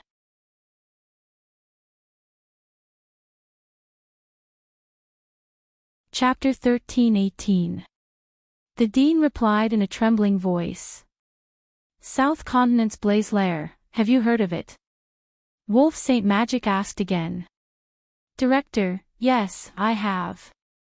Wolf Saint Magic replied, recently, there was some movement in the Blaze Lair. South Continent's Imperial Tutor prophesied that there would be a divine object descending into the world. South Continent's major forces swarmed over but no one came back alive. Director suddenly understood something. What Lord Saint Magic means is, Lord is about to break the seal and the demand for souls is increasing. Wolf Saint Magic said faintly. Director knelt on the ground and kowtowed, I understand. This lowly one will definitely handle this matter beautifully and won't give Lord Saint Law any more trouble. Wolf Saint Magic's nature was flourishing from Yi Qing Qian's teasing. After giving his instructions, he casually waved his hand and suppressed Yi Qing Qian once again. Director immediately got up and retreated to the door as if he had received the order. Director closed the second-floor door and patted his chest as he took a deep breath. He wiped the cold sweat off his head and was about to leave. Suddenly his footsteps paused and his nose sniffed.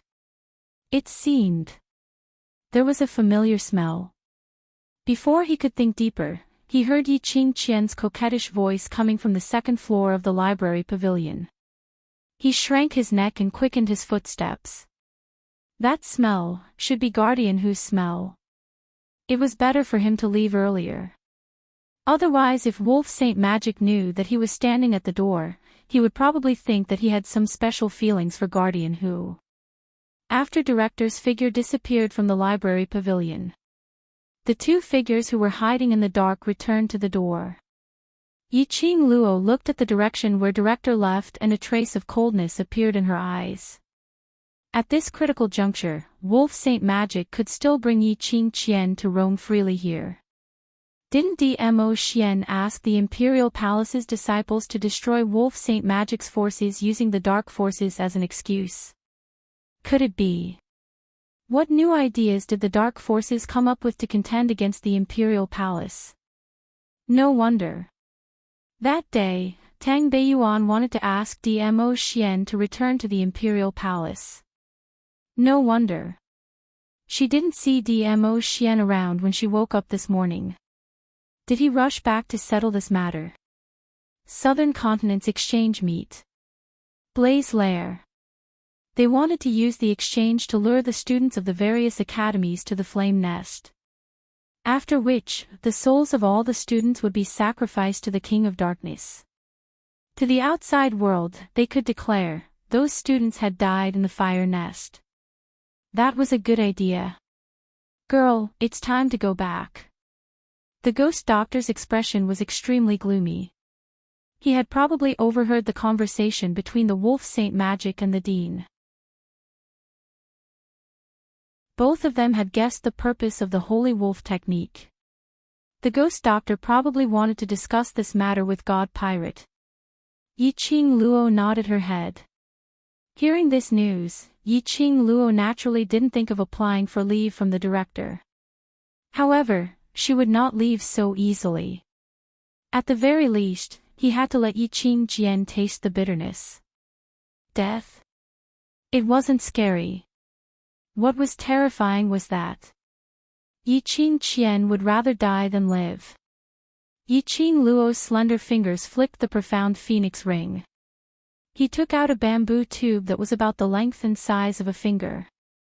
The other hand was holding a medicine bottle. He unscrewed the cap, put the bamboo tube into the bottle and twisted it twice. Picking up the bamboo tube, she blew the medicinal powder towards the second story of the library pavilion. After doing this, Yi Qing Luo then took out a handkerchief and wrapped the bamboo tube. Let's go. The ghost doctor looked at Yiqing Luo with a strange expression. As an elder-grade alchemist, he just took a whiff and guessed what medicine it was. He couldn't understand. A young lady.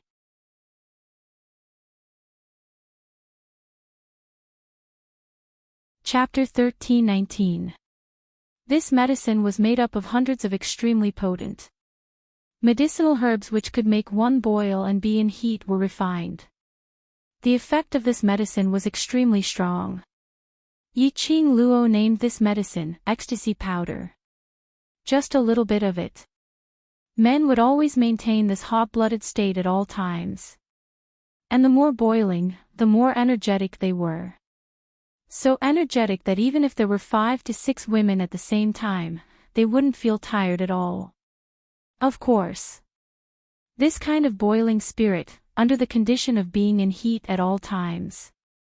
The woman who was slept with would be miserable. This medicine had no effect on the man's early stage.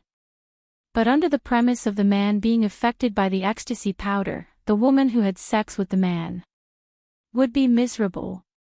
The side effects of this medicine would slowly be transferred to the woman's body through the sex, spreading throughout her internal organs. In less than a month's time, this woman's internal organs would dry up and she would die. Even if the doctor came to check her pulse, or to dissect the corpse, they could only find out. The woman would die of old organs on the spot. And the man who was affected by the ecstasy powder would unscrupulously overdraft his own energy in this 1 month. Finally, he would die on the woman. Furthermore, Yiqing Luo was very curious. If Wolf Saint Technique was bewitched by this medicine, and went crazy to forcefully take over Yiqing Qian, would Yiqing Qian split open again, like the last time Lang Fenghua was in the Imperial Garden, bleeding profusely? Of course, if Wolf Saint Technique really loved Yiqing Qian, no matter what, he would bear with the ecstasy powder's effect for Yiqing Qian, to avoid being too intimate with her. With a status like Wolf Saint Technique, he could have as many women as he wanted, just a wave of his hand was enough. Of course. This depended on whether Wolf Saint Technique's willpower was strong enough. This depended on whether Yiqing Qian was willing to let Wolf Saint Technique find other women to settle. Most importantly, they were so crazy now.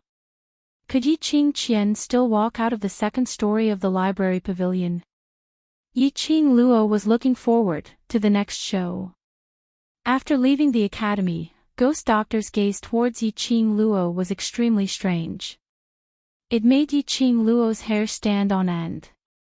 She raised her hands in surrender. Master Ghost Doctor, ask whatever you want to ask. Don't look at me like that. That medicine. How did you get it? Moreover, there were a few medicinal herbs that even he couldn't ask about. The attention of the Ghost Doctor, who was obsessed with refining medicine, was completely attracted by this medicinal herb. Give me that medicine bottle.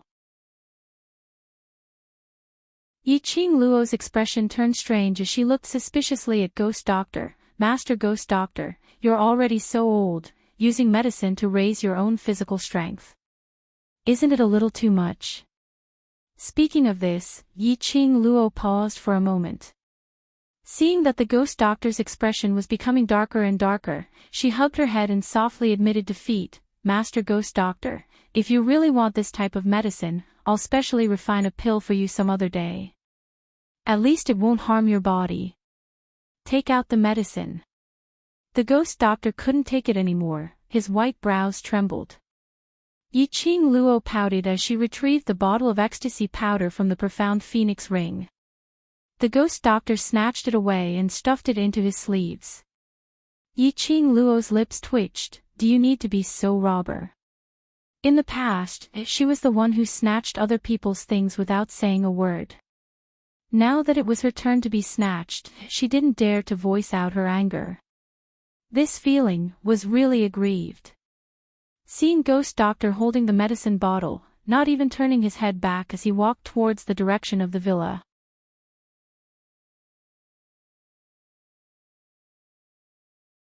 Chapter 1320. Ghost Doctor directly ignored Yiqing Luo's howls, and in a blink of an eye, he had already blended into the night. Yiqing Luo touched the red veil on her face. She'd better return to Shi family's residence to rest first and go to the academy tomorrow morning to apply for leave from the director. Just as she was about to raise her hand and pull down the veil, the wind brought along a strange smell. Her ears twitched and indeed heard the sound of something breaking through the air. Her expression sunk slightly and her figure swiftly stretched out. An enchanting red dress, in the night, drew an alluring arc. That red remnant shadow seemed to have added a beautiful shadow to the night. Bam! A loud sound was heard. The place where Yiqing Luo was standing earlier instantly collapsed into a deep pit. The surrounding dust flew up, and in that deep pit, a sharp arrow could be faintly seen. Arrow? Someone wanted to kill her. Yiqing Luo stared at that arrow, which was stuck into the ground. Its tail was still shaking as she squinted her eyes. Before she could ponder deeply, someone had already submitted the answer. Only to hear an extremely familiar voice coming from the darkness. That tone was filled with thick hatred and anger. I just heard that little slut Yiqing Luo's voice over there. Go and search. Go and search.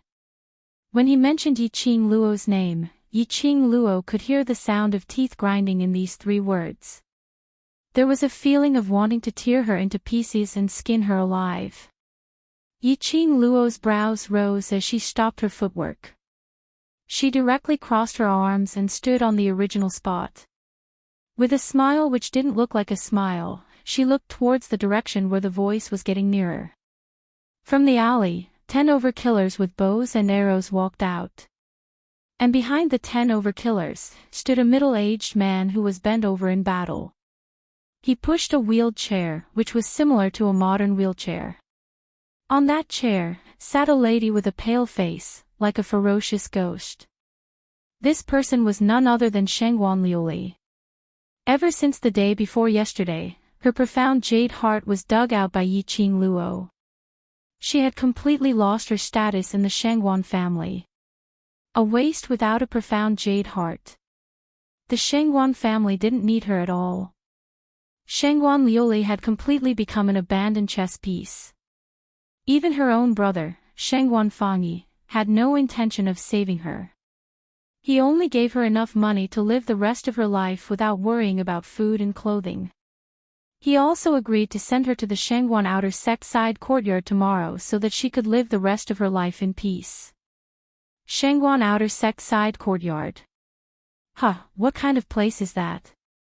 That was the place where the Shangguan family's sinful slaves, good-for-nothings, or young masters and ladies who had committed crimes had been distributed over the years.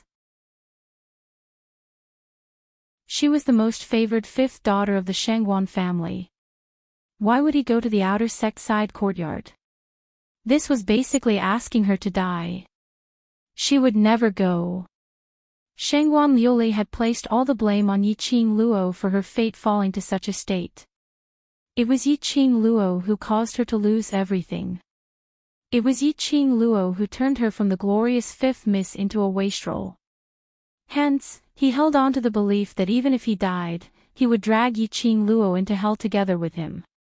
Shangguan Liuli gave the money that Shangguan Fangyi had given her to the Hall of Assassins. 10,000 gold coins in exchange for 17 killers. 2 gold medal assassins and 15 silver medal assassins. These were enough to make Yiqing Luo die without a burial ground. When she saw Shangguan Liuli, Yiqing Luo's half-squinted eyes revealed a chilly smile. Good fellow. She came just in time. She was feeling extremely depressed right now. When she saw Yiqing Qian, she had no choice but to rush up without any hesitation to seek revenge for her injured brothers. This anger was still stuck in her chest with nowhere to vent it out. Shangguan Liuli appeared. TSK.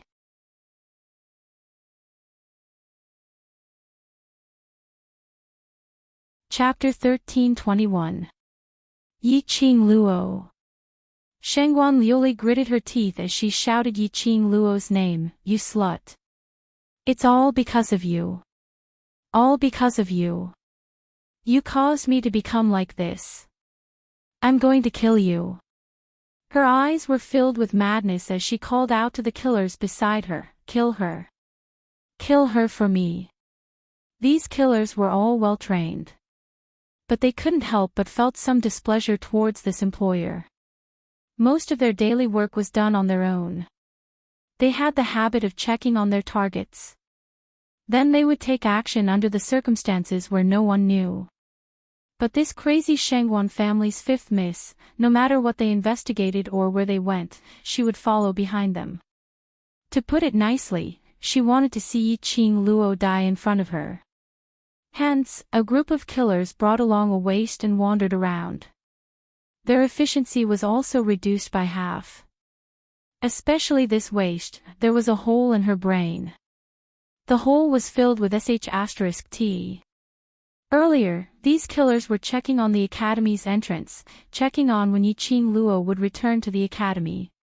Coincidentally, they heard Yiqing Luo's voice.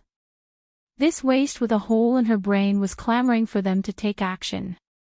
Taking action secretly and not hitting the target. So forget it. But this waste with a hole in her brain was clamoring towards Yiqing Luo. They were killers. Their information network was the best. The news of Yiqing Luo having a divine relic, divine dragon and sacred beast, they knew about it too. Going head-to-head might end up in a miserable state. However, the killer's inner roars could not be transmitted to this waste with a hole in her brain. When Shangguan Liuli saw Yiqing Luo, she only saw Yiqing Luo in her eyes. Her entire brain could only be stuffed with Yiqing Luo. She didn't want to bother about anything else and couldn't be bothered. At most, she would self-explode and perish together with Yiqing Luo. Such a stubborn employer who sent herself to death without any hesitation. These killers had no way to defy her. After accepting the mission, for the sake of the killer hall's reputation and credibility, even if the employer had a hole in her brain, they had to brace themselves and listen to the employer's instructions. Yiqing Luo's lips curled as her fingertips flicked and a flame fan appeared in her hands. It was her newly repaired glower flame fan. She could use these people to test how powerful the gourd flame fan, which had merged with her soul, was. Yiqing Luo's lips curled into a chilly arc as her cold gaze fell onto Shangguan Liuli. "Shangguan Liuli, I didn't expect you to be so trustworthy. You took the initiative to look for me so quickly to let me break your meridians." Shangguan Liuli's face instantly darkened, and her gaze became ruthless. "Don't be too proud. I want to see if your life will be taken away first, or if my meridians will be severed." What she and Yiqing Luo had agreed on was a blood oath. A blood oath sworn by blood. The loser would never be able to escape the bet.